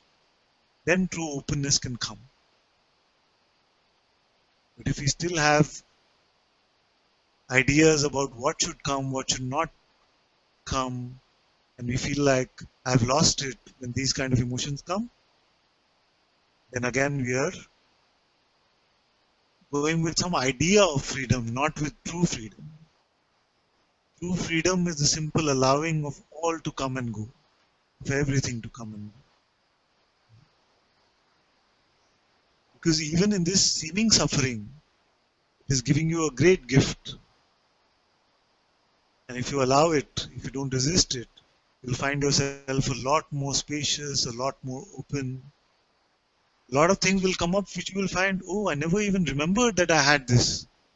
Some might find that some things are coming up from childhood even. About all of this old stuff, we are throwing it away. Now, because we laugh, we are happy, and everything is light, many times it might seem like, oh, but this kind of digging, all of this is not happening in satsang, but actually it's happening. It's happening. All of this will get dredged up a little bit so it can be thrown away. Because that which has been buried will have to be digged up and thrown away. So whether you like it or not, when you're in satsang, it will happen. And that which was worried and fearful about these things coming up again, that we will have to face that face to face and see that it has no power over us. Which has been resisting all of these things, has been fighting all of these emotions, that has been repressing all of this, that must be allowed to also dissolve. So right now, as you see that these emotions are coming up, you also find that you are aware of them, and you see that that which is aware is untouched by any of this appearance, isn't it? I'll wait 10 seconds.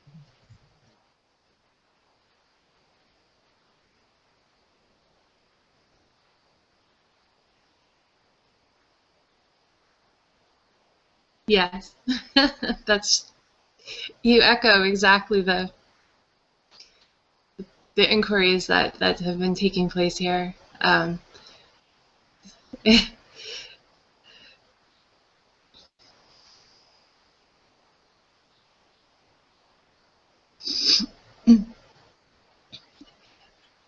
sometimes it's good. It is a gift. Yeah, absolutely, it is a gift. I'm thankful.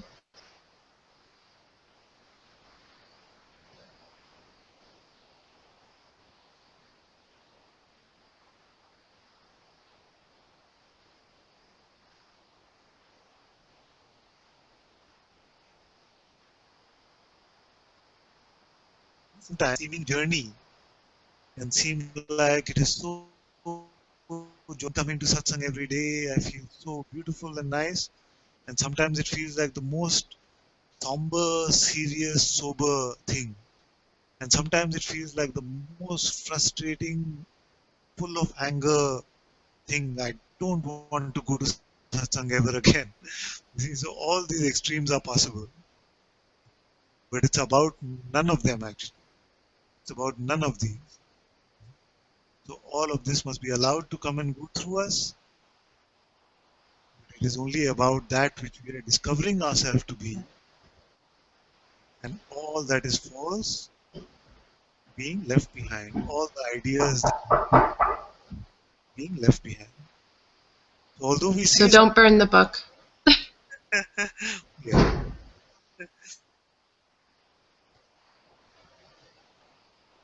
Ananta, I'm so sorry. I have a exterminator here. I have a mice problem. I'm so sorry. Thank you so much. Okay, my dear. She has a mice. Bye.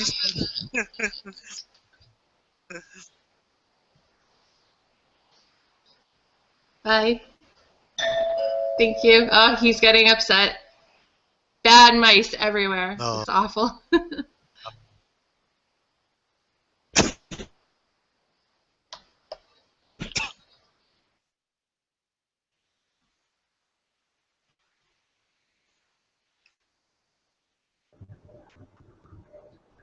Bhagwan, can I come in?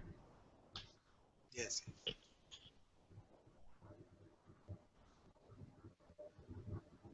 Income.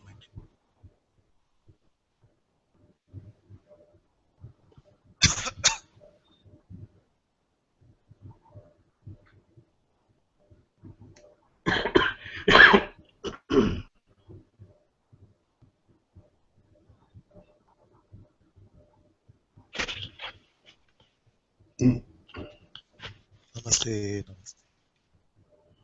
Bhagwan, I've been coming to Satsang since 6th April, so it's almost 2 weeks now. Oh. And we had some very great contemplation also. And when I hear the Satsang, everything is so crystal clear. But I don't even remember my questions and your answer. The reason is because of the side effects of the antidepressants. I have become a zombie. So it's not in my hands, and I've been taking them for almost 20 years now. So my body has got so much accustomed to these, so I cannot just get off them. So I don't know whether it is the side effects of the medicines which are causing the problem, because I don't remember anything. Everything just washes away next moment. Or whether it is the journey itself which is presenting like this. Whatever be the cause, I just don't remember anything. And I don't know, in fact, what to listen and why to listen and why to read. Even I contemplate something, even that experience also comes and goes. I mean, nothing is retained. It just washes off, which is good, I suppose. The problem comes like when the same questions, they keep on coming again and again, which have been answered. So because the conditioning is such, conditioning is very, very deep, and the answers are not retained. So I get stuck in the same loop, kind of a thing. So again I had to contemplate, again I had to contemplate, again I had to contemplate, and this becomes a loop. It's not that something like, I have contemplated, I have assimilated, and it is gone. So let us go further.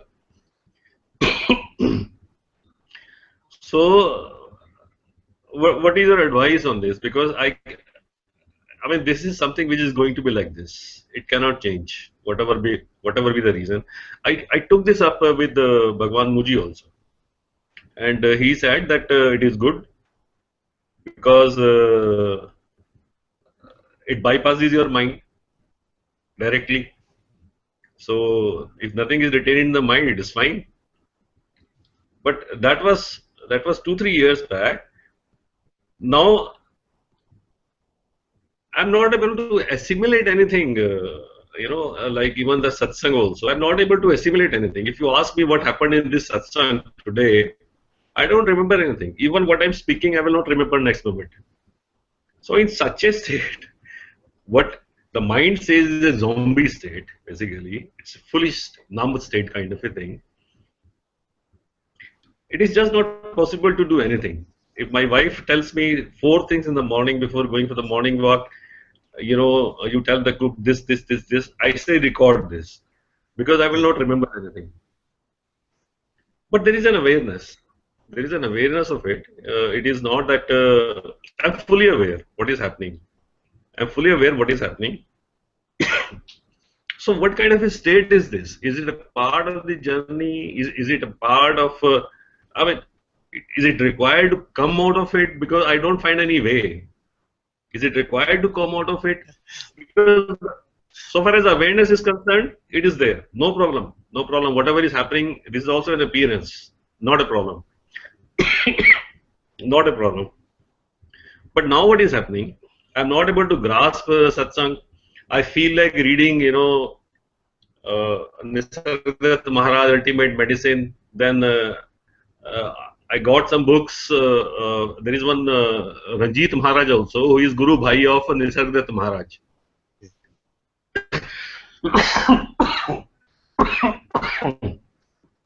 He did not speak until 70 years of age, so he is not known. And there is a very good book which is Illusion versus Reality. Then the Guru of both of them also has a transcript for 130 satsang, and that is also a very good book. So I want to know whether, other than what you told me in the instruction to just come in the satsang, that is the only job for me. I feel pulled to reading all these books. Should I go ahead or should I not go ahead? Very good. Very good. Before we answer your question seriously, when you said about your wife telling you 4 things, this is actually mostly true. Where yesterday I read this, that it is a natural law in which if your wife has told you 4 things to get from grocery shopping and she calls you and tells you a 5th thing, then the only thing you remember is the 5th thing and you don't remember the first 4. And I read it and I said, this is so true, because he just calls and says, okay, oh, get this also. And only that stays, and everything else before that is just gone. I felt happy that it's not just me, it's everyone.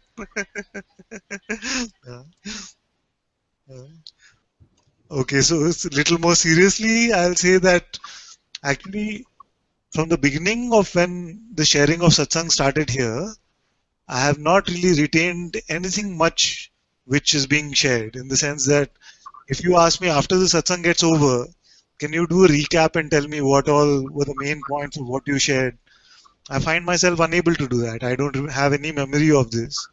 You see?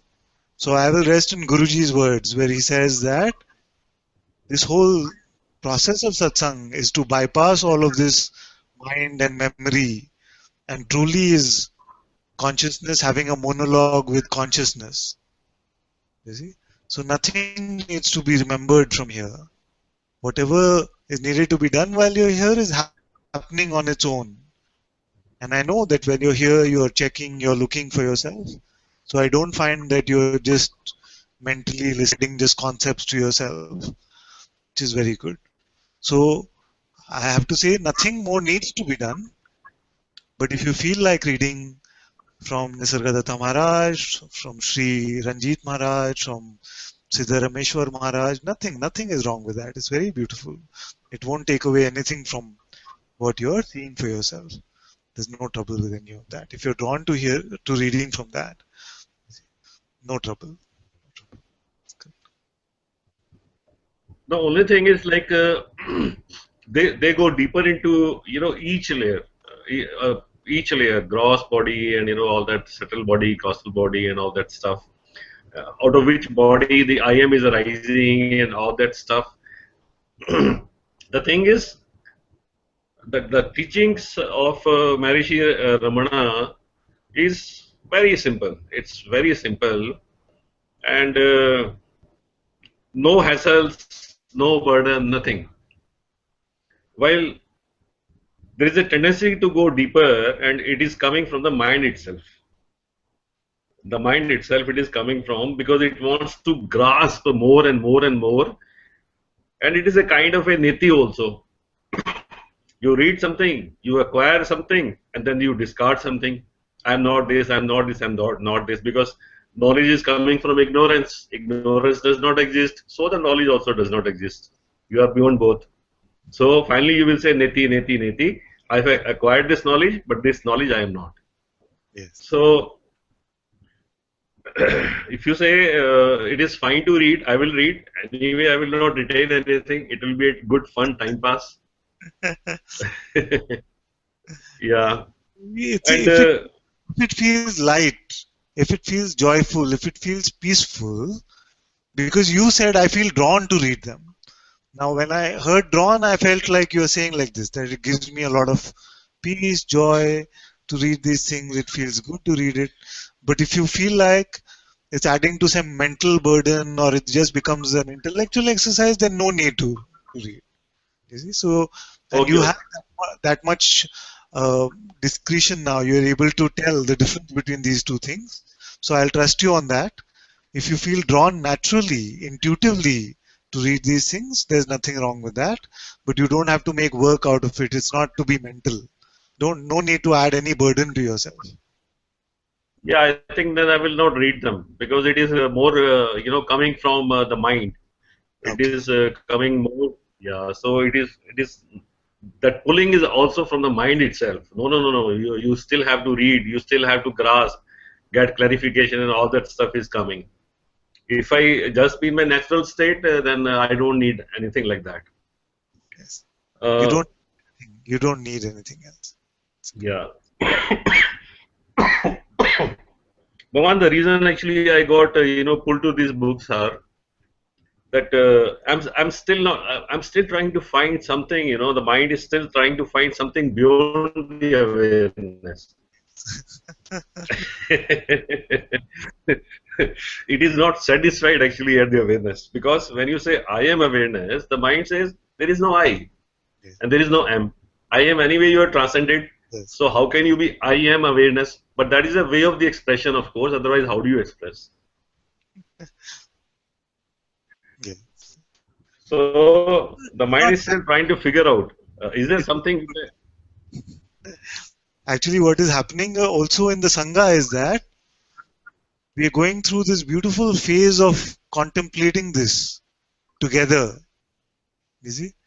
Where it seems like some of us are saying, but how can you say there's a knowing? There is no knowing. Nothing is. And I'm saying that even to know that there is nothing, there is this knowing. You see? Yeah?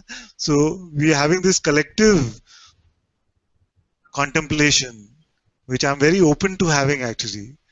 And we are looking together at this because we are exploring all ideas about knowing, about being, about true awareness, knowingness. What is it that we really mean by these terms is being checked from our direct experience now. You see? So I, for one, am enjoying these contemplations very much, and I'm very open to them. You see? So, and we're having a lot of fun with this actually, just to look at this. Because actually now, if you were to look at both the points of view, you will find that one point of view is there is nothing at all, not even awareness. There is nothing. Everything comes from this nothing. You see? So then we have to look at this, there is nothing at all, and say, do I know this from direct experience that there is nothing? Is it my insight? Or is it only mentally that I'm saying there is nothing at all? You see? So what I find from here, and I have to only speak that, is that this that is here as my most original is this no thing, which is not an appearance, and yet there is a knowing of it. This knowingness itself I am. Prior to I am, so don't get confused with that. We've crossed that. I am comes later, that much is obvious to most of us now. So this knowingness, which is non-phenomenal, not an appearance, which is no thing, is what remains. You see?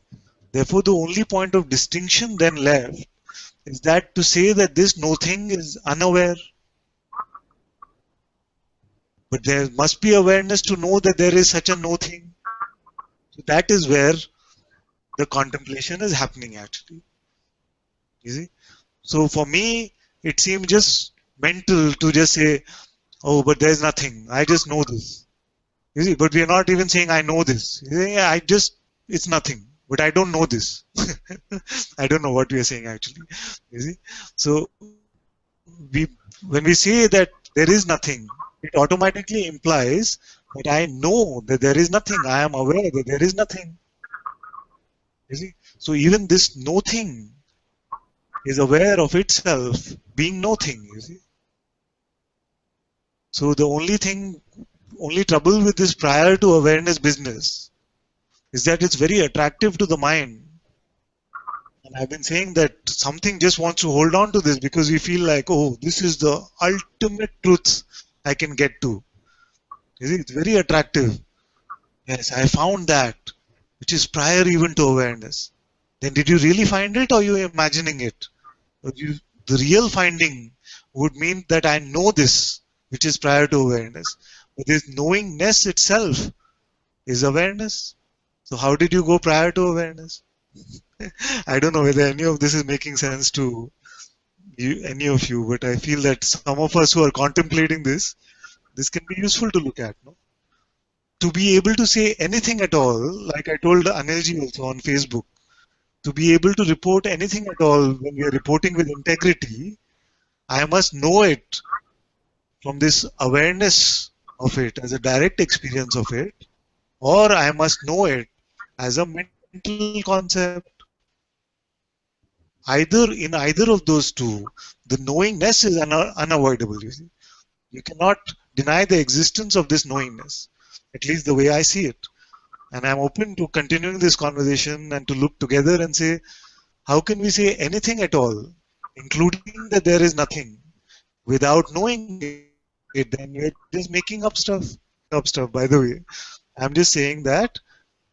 Tell me how we can say something without the knowing of it. We must nothing to be able to say that there is nothing. Therefore, the knowingness was present along with the nothing. Therefore, this nothing itself must be self-knowing, must be self-aware. You see, so this awareness is present, which I find it is undeniable at this point. For those of you who are contemplating these, can listen to this stuff again. For those of you who's making this is making no sense, just forget about it.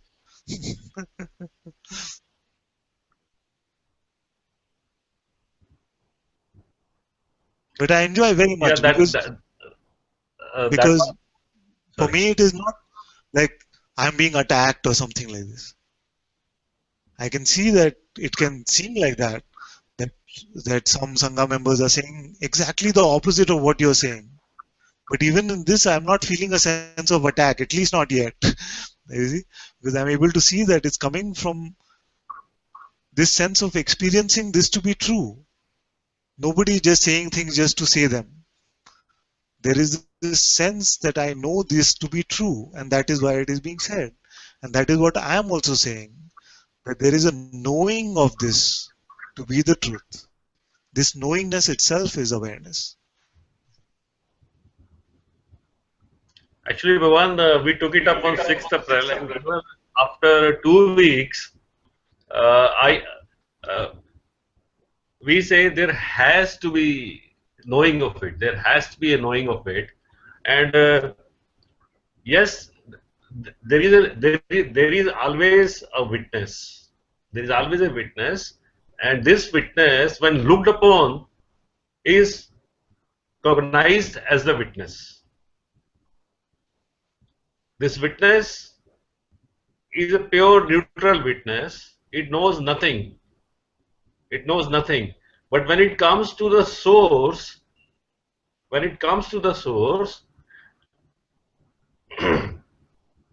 I'm more used to this idea underlying that from nothing, everything springs up. Now, Nisargadatta Maharaj has got another book which says nothing is everything. That is again unpublished tapes. Nothing is everything. So, my own direct experience is when I met Bhagwan Muji the very first time, so he asked me, what is your position? I said nothing. So he asked me, are you at peace? I said, I don't care. So he did not mention any consciousness. He did not mention any awareness. He did nothing. He said, I don't see why you have come up here on the hot seat. I said, I don't know. So my experience is purely nothing. Like I was telling that day also when we were contemplating, there is, when you say I am that, there is no I, there is no that. So this to say that there has to be a knower, there has to be a knower. So from where is it springing up? There has to be a knower. I mean, from where it is coming, that there has to be a knower. It is a mind activity. While in the nothingness, there is no mind. So from where this mind has retained the seeing of it, it seems like as if, but to make it look like a truth, we say the aware is aware of awareness is aware of awareness, as if there are two awarenesses. One is the seer, another is the seen. So this gives me a kind of a burden. This gives me a kind of a burden. The seeker does not feel comfortable in this because it is not my direct experience. In the Shunya, what you say, in the Shunya there is no question of looking. There is no question of looking. It is only when you it is only when you logically ask, there has to be something has underlying, that you come to know of the awareness. Yeah, you look, I have always been aware throughout this. I mean, that is my experience. Yes. I think we can look upon it maybe more on this. Yes. So the minute we say that my experience is this, you see, and we keep all mental concepts aside, then what are we really saying? That my seeing or my knowing of this nothingness is that it is aware. There is awareness. You see? It cannot be that I don't know this and yet I'm saying it. Can it be that? Not know mentally. I think that you're confusing the knowing that I'm talking about to be the small k knowing, which was the first conversation that we had. No. K It is not mental concepts. It's not small k, it is big K, which is always there. Yes, exactly. If the big K is always there, then that's all I'm saying. So, but within this big K, everything is anyway happening. Then where is it is always happening actually. Yes. There is nothing which is not seen. There is nothing which is not seen. But exactly. but excuse me. But it is always there. It is always there. Does the awareness have any attributes?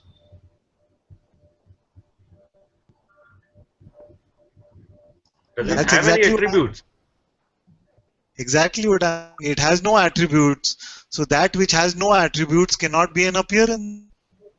That which has no attributes is the no thing which is self-aware.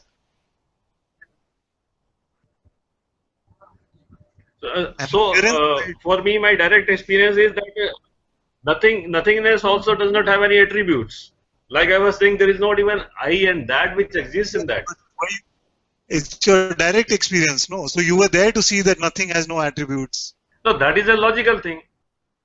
No, this is the direct experience. How is it logical? You say, my direct experience is that nothing has no attributes. Therefore, you saw this, no? It's your experience. What is mental in this? There are two things. One is, I am not making any effort to see. Yes. Though I started with an effort to look at it, who am I? But this effort was somewhere lost in between. Yes, it is effortless. Yes. So on the way, the effort was lost. Yes. The effort was lost and the seeker was lost. Okay. Yes. Then it was a self-rolling kind of a looking.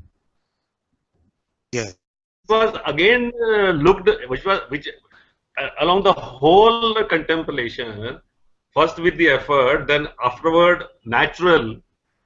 There was always a looking.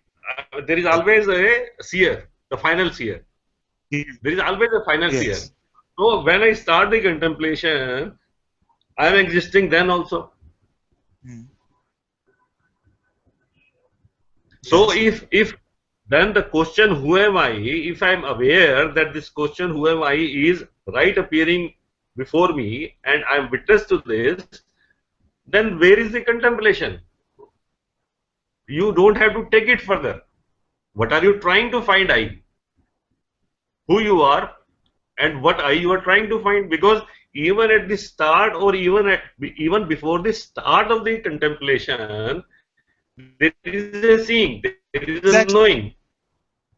That's exactly what we are saying in Satsang every day, that irrespective of contemplation or not, the truth is not a result of some contemplation. It is not like some mental understanding that the truth is now born because of your contemplation. It always has been. This not seer, but the seeing itself is the truth. Because this cannot be taken away, you see. So, like we could say that, okay, this awareness or this seeing itself is also an appearance. For who? Something must be aware that it's an appearance, no? If we are not being mental about it, then if we see that, okay, awareness is also appearing, then there must be something which is aware of this, isn't it? So the only way that this mental iteration can stop is if we come to this point, that this that I truly am is aware of itself, and yet it is not an appearance to itself. This is exactly what happens when we ask the question, am I aware now? We come to this seeing that this that I truly am is not phenomenal, is not an appearance, and yet it is here. It is aware of itself. You see? So I don't find too much distinction between what we are saying actually.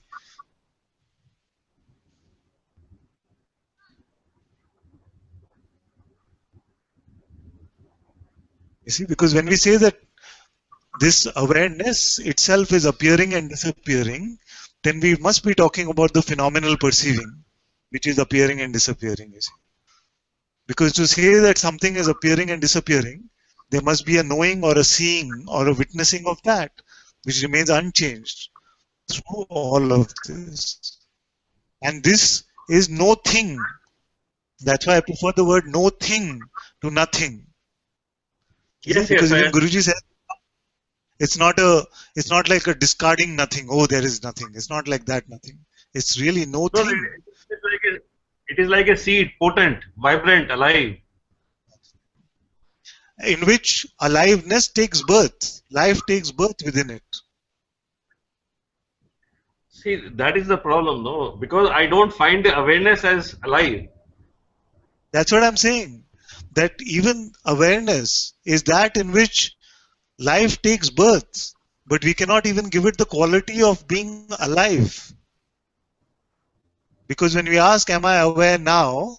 What we experience ourselves to be is prior even to life, to time, to space. It is that shunya which you are talking about, that no thing. You see, but it is self-aware. Otherwise we would not know this. And then we would be hopeless because we would never know the truth about ourselves. I searched for the full day, one whole day I was searching, if there is anything on these two simultaneously talked about, the nothingness and the awareness in any of Bhagavan Muji's satsang. I could not find anything. You stay with your experience. Either Stay with your experience and speak from there. Otherwise you'll just confuse yourself. You are aware now and you know it. That's all I'm saying actually. yeah, but this is not a effort. This is not It's an not effort. This is But what who I'm. said This effort? is I have always said it is completely effortless.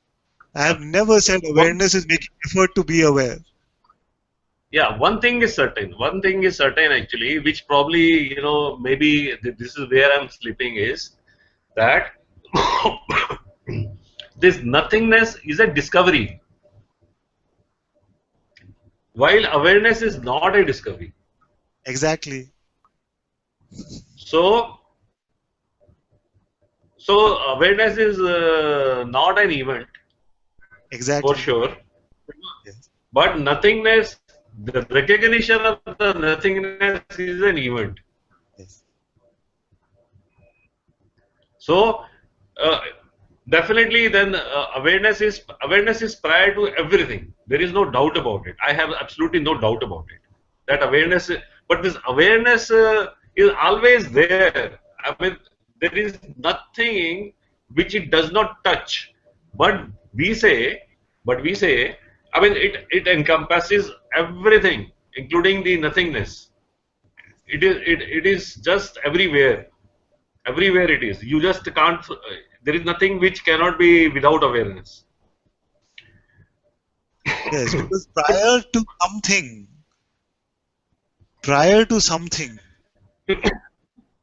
which is also seen, that there is nothing. You see?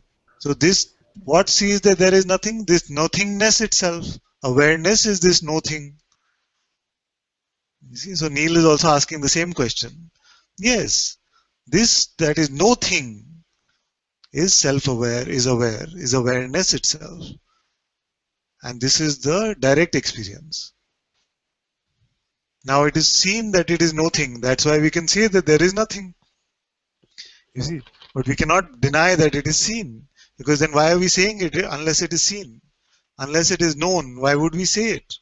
You see? But it's not a mental knowing, not a phenomenal knowing. Prior to any of that. Otherwise it's too confusing, you see. I say that there is nothing. Or I can say there is everything. I can say there is a pot of gold prior to awareness. I can say anything. So you will ask, is this your direct experience or no? I say yes, there is a knowing of it which is prior to this. Whatever I might say. I think I have lost all of you. It's okay. We can stop on this topic now. See, here's something. Yeah, Bhagwan, I think we can take maybe contemplate more of ourselves and not really contemplate. Be in silence. Maybe something will spring up. Maybe This is something will spring up. This is very good what Neil is saying. When we traced back awareness, we found that it has no quality, so we call it nothing. Exactly. It is no thing. Because it has no quality. Yet there is awareness of it. It is self-aware. See? I just wanted to say that from my experience, just even doing the transcripts, like rewatching the videos was very helpful because I had to rewatch them again and again to write it down, and somehow the topic was just like seeping in.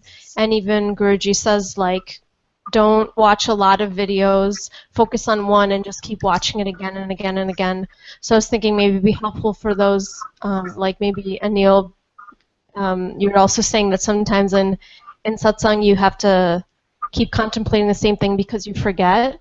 So maybe it would be helpful if you watch the videos that were done in the past on this contemplation, because there were quite a few, and maybe then it will, I don't know, maybe that would help. I just thought I would Very say good, that very from good my to say. experience. Also, I wanted to check in the room when we are talking about this stuff. How many of you are like, this is beyond me, I don't want to look at it, I have no interest in it? You can say honestly. Something. 1, 2, 3. Okay, how many of you feel it's okay? It's okay, it's all part of satsang.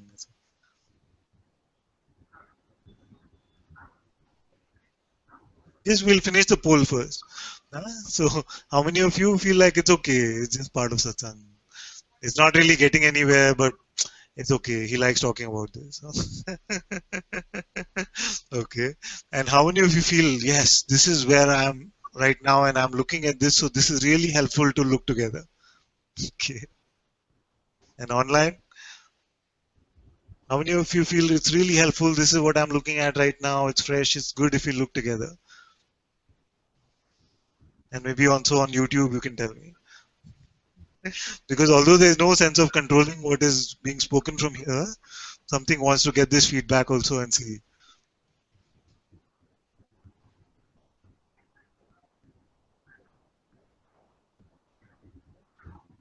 Okay, some are saying best part of satsang. This is good. Robert says you have not lost us. It's a bit difficult. Okay, okay. With the delay though, I see. Is there delay even now for you inside? Because you can pause your YouTube and you can hear the hangout directly, no? So that way there should be no delay. Shivani says best part of satsang, directly to the point. Nitya says love it. Okay, okay, 3 options for those of you online on YouTube or Hangout. You love it, you hate it, or you're indifferent. One of these 3 you have to type. Even if you don't feel it's any of these 3, pick one. It says indifferent. Love it, hate it, or indifferent. Yeah, but mostly when we're talking about this awareness of awareness versus nothingness, or love it, love it, love it. The online audience likes me more. In the middle, indifferent but love you. I love that answer. Thank you. Indifferent, indifferent. Yeah. Love you too, my dear. Love it in the middle, indifferent. Hate it. Who's hate it? Nobody's saying hate it. Are you just being nice?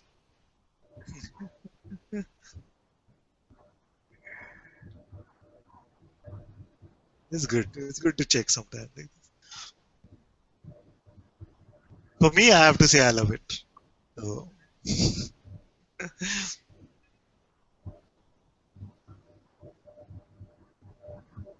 yeah, you can take the mic so they hear you.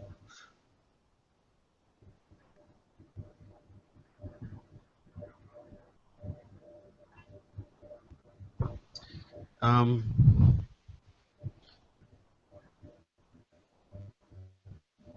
so what I'm seeing here, Father, is there's been this question about awareness and awareness being aware of awareness. Yes. But lately, what's happening is that this question is seen. Yes. And this question is happening inside of me. Yes. right? There's complete awareness of this question. So is it that just the mind is trying to figure it out, whereas there is just complete awareness of No, that we what? can say for any question, isn't it? Okay, yeah. Even this question, and when we look at the content of the question, Hmm.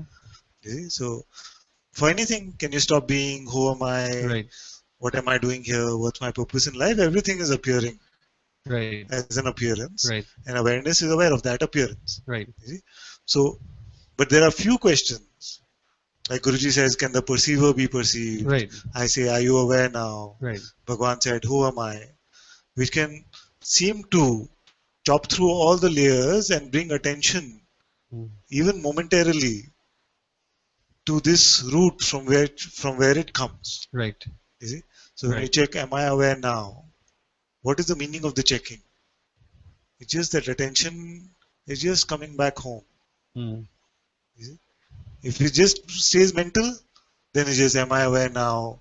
Then we're looking for an inference. Yes, I must be, because obviously that is different. You see? Right, yeah, Here we're just checking, am I aware now? yeah. And in this checking, attention goes back straight to the root. You see? So although it's still in service to the beingness, to the recognition for the beingness, it is coming to the source itself, seeing that awareness is always aware of itself.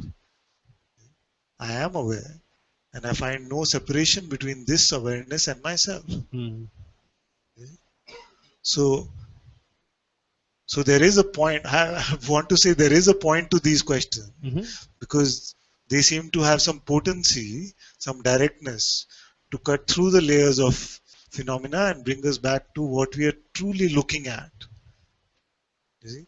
And this question, am I aware now, I find is the most profound, most potent question if you ask sincerely, because there is no phenomenal answer to this. Although the question itself is phenomenal, of course, you see? But the answer is not. Yeah. The looking is not. You see, the recognition is not, which is rare. Most other questions we are finding some phenomenal answer, phenomenal recognition. Hmm.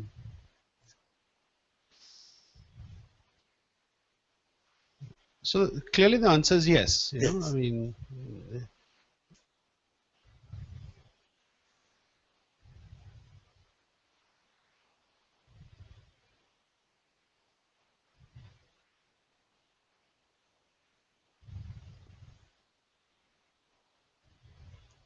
Therefore, before the personal I, before even the sense I am aware. Mm-hmm. You see, that's all that we are saying. Yeah.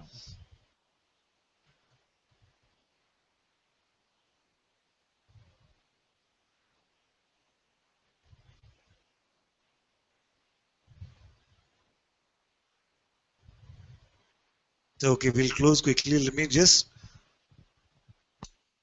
recap. It is suffering is possible only through belief in thought. Okay? So the end of suffering already is the not believing the next thought.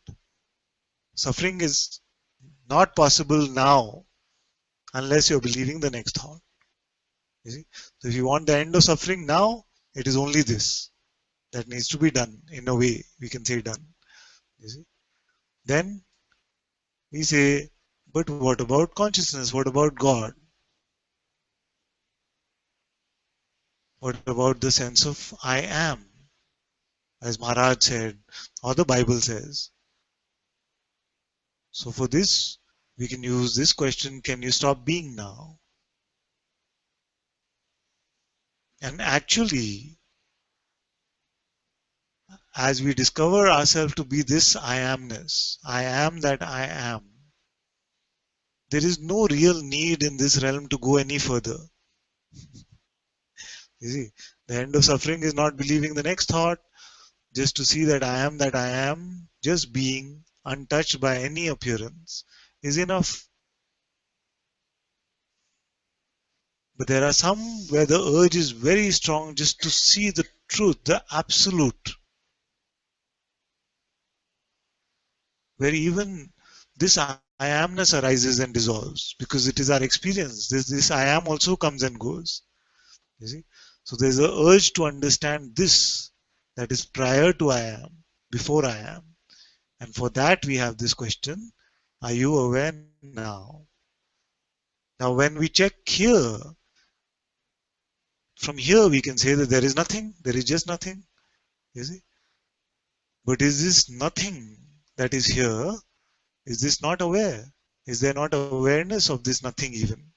You see, that is the only subtle point of the debate, which is so beautiful, because where are we debating? Here, prior to even beingness, we are exploring this, which is so amazing actually. You see, so although for the mind it can seem so mental, what is this, nothing or awareness, how does it really matter? In this realm, maybe it doesn't really matter at all, because you're free from thoughts and you find that being is here, which is untouched, then nothing really matters. But yet, for some, there's this urge to see what is this absolute truth. And from this point, what a beautiful debate to have, even if it is a debate. To say that there is nothing, or to see that there is this awareness which is aware even of thing or no thing. So that is where we are talking.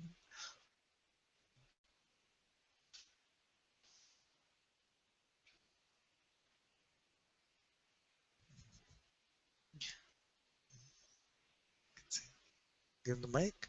Okay, last question, then we sing something. For all the indifferent ones, we have to sing some song. Okay, we are listening to Ron now. Yeah. Sometimes I feel when Guruji talks or when you talk that there's two stages, right? The I am and the absolute. Just and put your mic closer. If I'm talking with my experience, it's more that nothingness. I can't really say this is I am and this is absolute. So, would you say from your direct experience that there is no difference between your sleep state and your waking state? There is. What wakes up? This. This, what you say, this is what I say I am.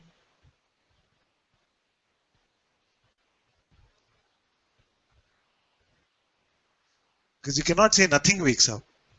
There is the sense that I exist, I am now. You see? So this which you say this wakes up is what I'm saying is I am. But even prior to the waking up of this, or even after the going to sleep of this no thing awareness still is. Because you say I went to sleep and you say I woke up. Therefore you know there is something called sleep. If there was no awareness of it, you would not know there is anything called sleep. That's all that's it. So it's not really duality, because it is Advaita after all, you see. But there is a play of qualities that comes into play in the waking up of this I amness. This phenomenal realm comes into play. So although the phenomenal must also be made up of and go back into the non-phenomenal, therefore there is only one, this non-phenomenal, and yet you cannot deny the play of this phenomenal appearance.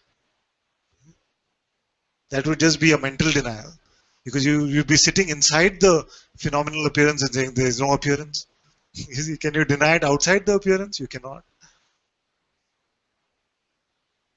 You see what I'm saying? Say the last part again. Yes. To even deny the appearance of the phenomenal existence, the play of qualities, you have to be within the phenomenal to deny it. In deep sleep, you cannot say there's no phenomenon. You see? You have to, this phenomenal play must come into play for us to even deny the existence of the phenomenal play. You can only do it in the waking state. You cannot do it in sleep state. You see? Therefore, in the waking state, we cannot say there is no waking state.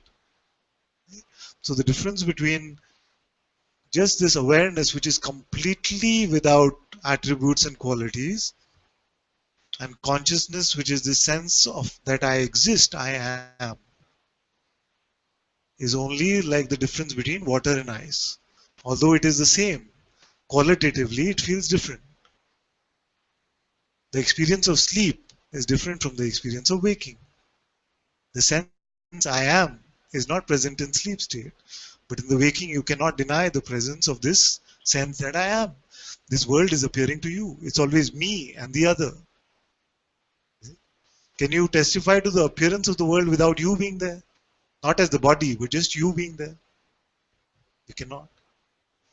So this sense that I am, that's why we have two questions. One is, can you stop being now? What would you say? No. Cannot, because the beingness is here, the presence is here. This question is different from, are you aware now? Isn't it?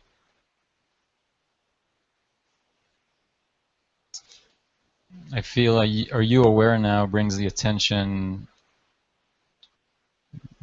to I am versus a person. And who is aware even of I am? Who is going to I am? Is that also I am? So are you aware now actually has the potency to bring you even prior to I am. Because it does not need even the confirmation of the presence to confirm that I am aware. I am aware irrespective of the presence. For being, can I stop being? We rely on the presence to say yes. There is just this being. It cannot be stopped. But we don't have to rush into any of it. It will be seated in you. And maybe something comes from there. And as you keep coming to satsang, then we can look together more and more at this. Because I know initially it can seem like, what's going on? I am versus awareness. We're not trying to create those dichotomies. We're just talking about what is being experienced here. What is the difference between sleep state and waking state? What is this being or consciousness? Who is it that's pretending to be a person? Who is it that is getting rid of personhood? Is it awareness, or is it the dynamic aspect of awareness called consciousness? Has awareness been touched by any of this play? Is it tasting any of this play? Or is it all just this being, this consciousness?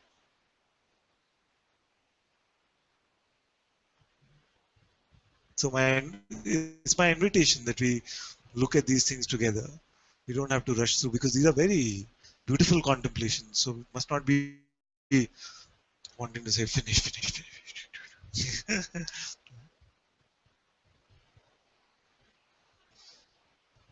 You just stay with, for tonight, just stay with this question. What is the difference between sleep state and waking state? What changes? What wakes up?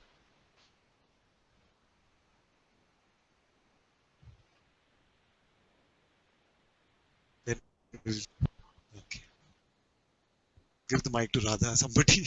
Everyone is tired of hearing my voice now, I'm sure.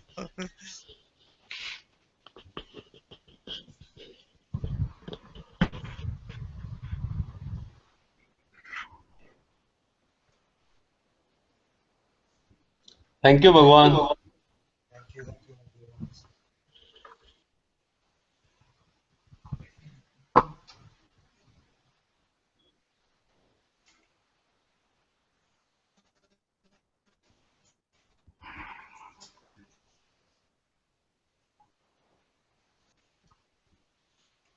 The awareness thing, I just like wanted to say that sometimes, yeah, it's like just it comes very like obviously that I'm just aware of this whole play. Like it's just very like not without a contemplation because sometimes it just gets too heavy.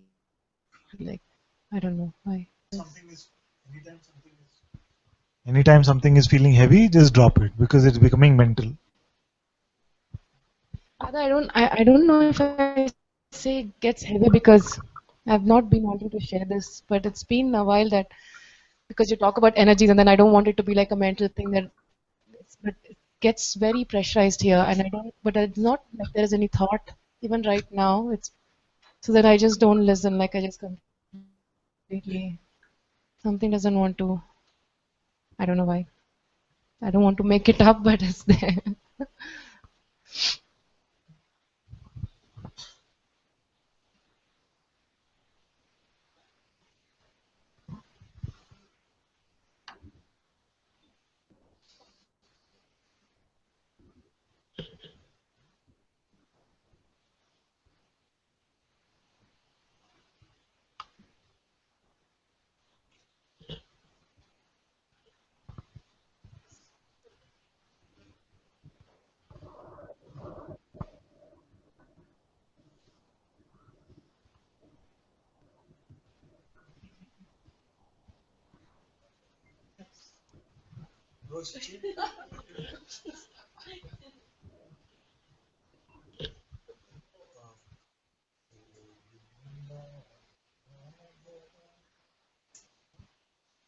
She always does it.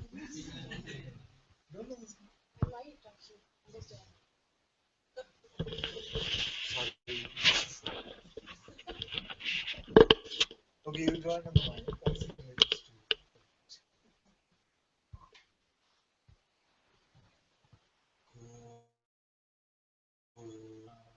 Madhava Gopala Krishna Govinda Madhava Gopala Keshava Govinda Madhava Gopala Keshava Vi- Govinda Radhe Jai Nanda Mukunda Nanda Govinda Radhe Gopala Govinda Dava Gopala Keshava Jayananda Mukunda Nanda Govinda Radhe Gopala Nanda Mukunda Nanda Govinda Radhe Gopala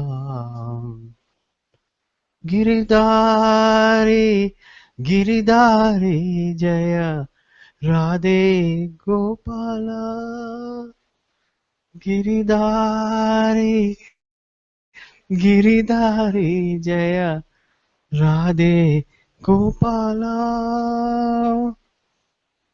Govinda Madhava Gopala Keshava Jayananda Mukunda Nanda Govinda Radhe Gopala Nanda Mukunda Nanda Govinda Radhe Gopala Giridhari Giridhari Jaya Radhe Gopala Giridhari Giridhari Jaya Radhe Gopala I don't know. Mhm. Okay. Mhm. Mhm. Mhm. Jai Radha Madhava Jaya Kunjai Jai Radha Madhava Kunja Bihari Jaya Gopi Janavallabha Jai Giridhar Dari Gopi Janavallabha Jaya Giridhar Dari Jai Radha Madhava Jaya Kunja Bihari Yashoda Nandana Vrijajana Ranjana Yashodanand Vrijajana Yashodanandana Vrijajana Ranjana Yashodanandana Vrijajana Ranjana Yamuna तीर बिहारी यमुना तीर तीर बिहारी कुंज बिहारी यमुना तीर तीर बिहारी जय कुंज कुंज बिहारी बिहारी हरे हरे कृष्णा हरे कृष्णा कृष्ण कृष्ण कृष्ण कृष्ण हरे हरे हरे हरे हरे हरे रामा हरे हरे रामा राम राम राम रामा हरे हरे हरे हरे हरे हरे कृष्णा कृष्णा हरे हरे कृष्णा कृष्ण कृष्ण कृष्ण कृष्ण हरे हरे हरे हरे हरे रामा रामा हरे हरे रामा रामा राम राम रामा राम हरे हरे हरे हरे जय राधा राधा माधव माधव जय जय कुंज कुंज बिहारी बिहारी जय जय गोपी गोपी जन जन वल्लभ वल्लभ जय जय गिरिधर गिरिवरधारी धारी हरे जय राधा माधव माधव जय जय कुंज कुंज बिहारी बिहारी यशोदनंदन यशोदानंदन ब्रज व्रज जन जन रंजन रंजन यशोदनंदन यशोदानंदन ब्रज ब्रज जन जन रंजन रंजन यमुना यमुना बिहारी बिहारी यमुना यमुना तीर तीर बिहारी बिहारी जय जय कुंज कुंज बिहारी बिहारी जय जय कुंज कुंज बिहारी बिहारी हरे हरे कृष्णा कृष्णा हरे हरे कृष्णा कृष्णा कृष्ण कृष्ण कृष्ण कृष्ण हरे हरे हरे हरे हरे हरे रामा रामा हरे हरे रामा रामा राम राम राम रामा हरे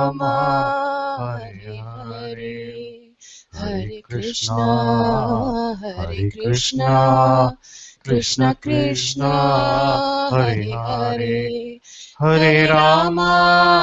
Rama Hare Hare Rama Rama Ram Ram Ram Rama Hare Hare Hare Hare Hare Krishna Hare Hare Krishna Krishna Krishna Krishna Krishna Krishna Hare Hare Hare Hare Hare Hare Rama Rama Rama Ram Ram Ram Rama Hare Hare Hare Hare Hare Hare Krishna Krishna Hare Hare Krishna Krishna Krishna Krishna Krishna Krishna Hare Hare Hare Hare Hare Hare Rama Rama Hare Hare Rama Rama Ram Ram Rama Rama Hare Hare Hare Hare Hare Krishna Krishna Hare Hare Krishna Krishna Krishna Krishna Krishna Krishna Hare Hare Hare Hare Hare Hare Rama Rama Hare Hare Rama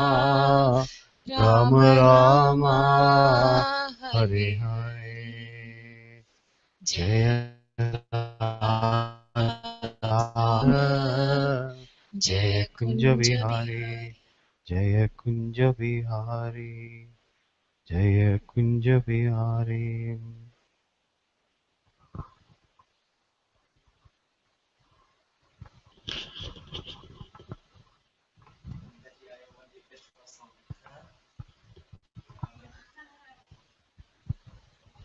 So I'm just going to make a request and then so so so like recently a while ago because of something I was suffering and then like out of grace some divine form appeared in front of me and he sang this song and it brought immediate peace inside me and I felt very happy. So I would like to request this song. It is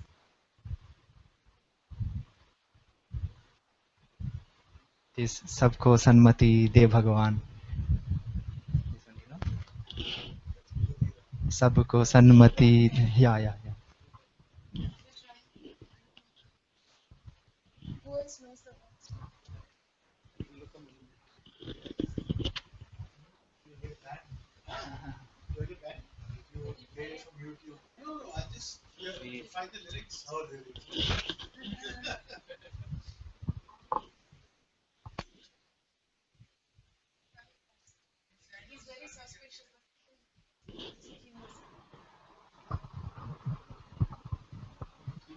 Raghupati Raghav राजा राम सबको सन्मति दे पवन सीताराम ईश्वर अल्लाह तेरो नाम सबको सन्मति दे भगवान. That's it. Just these two. Yeah, there is more, but this much is.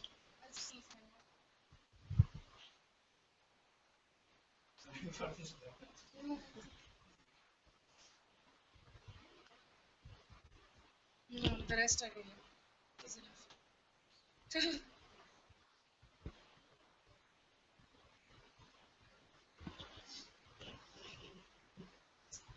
We sang only these two lines on 26th January, right? Only these two. Raghupati Raghav राजा राम पतित पतित पावन पावन सीताराम. रघुपति राघव राजा राम पतित पावन सीताराम. ईश्वर अल्लाह तेरो नाम सबको सन्मति दे भगवान. ईश्वर अल्लाह तेरो नाम सबको सन्मति दे भगवान. रघुपति राघव राजा राम पतित पावन सीताराम. पति राघव राजा राम पतित पावन सीताराम. ईश्वर अल्लाह तेरो नाम सबको सन्मति दे भगवान. ईश्वर अल्लाह तेरो नाम सबको सन्मति दे भगवान. रघुपति राघव राजा राम पतित पावन सीताराम. रघुपति राघव राजा राम पतित पावन Sitaram.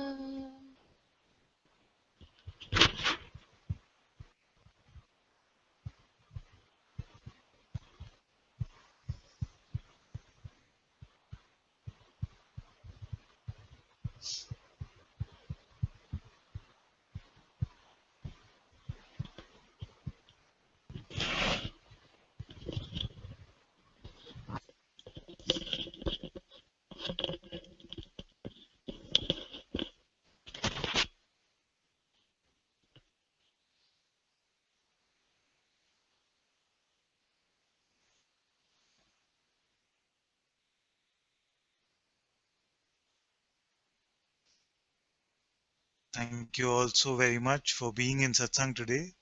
Sadguru Shri Mujiji ki Jai.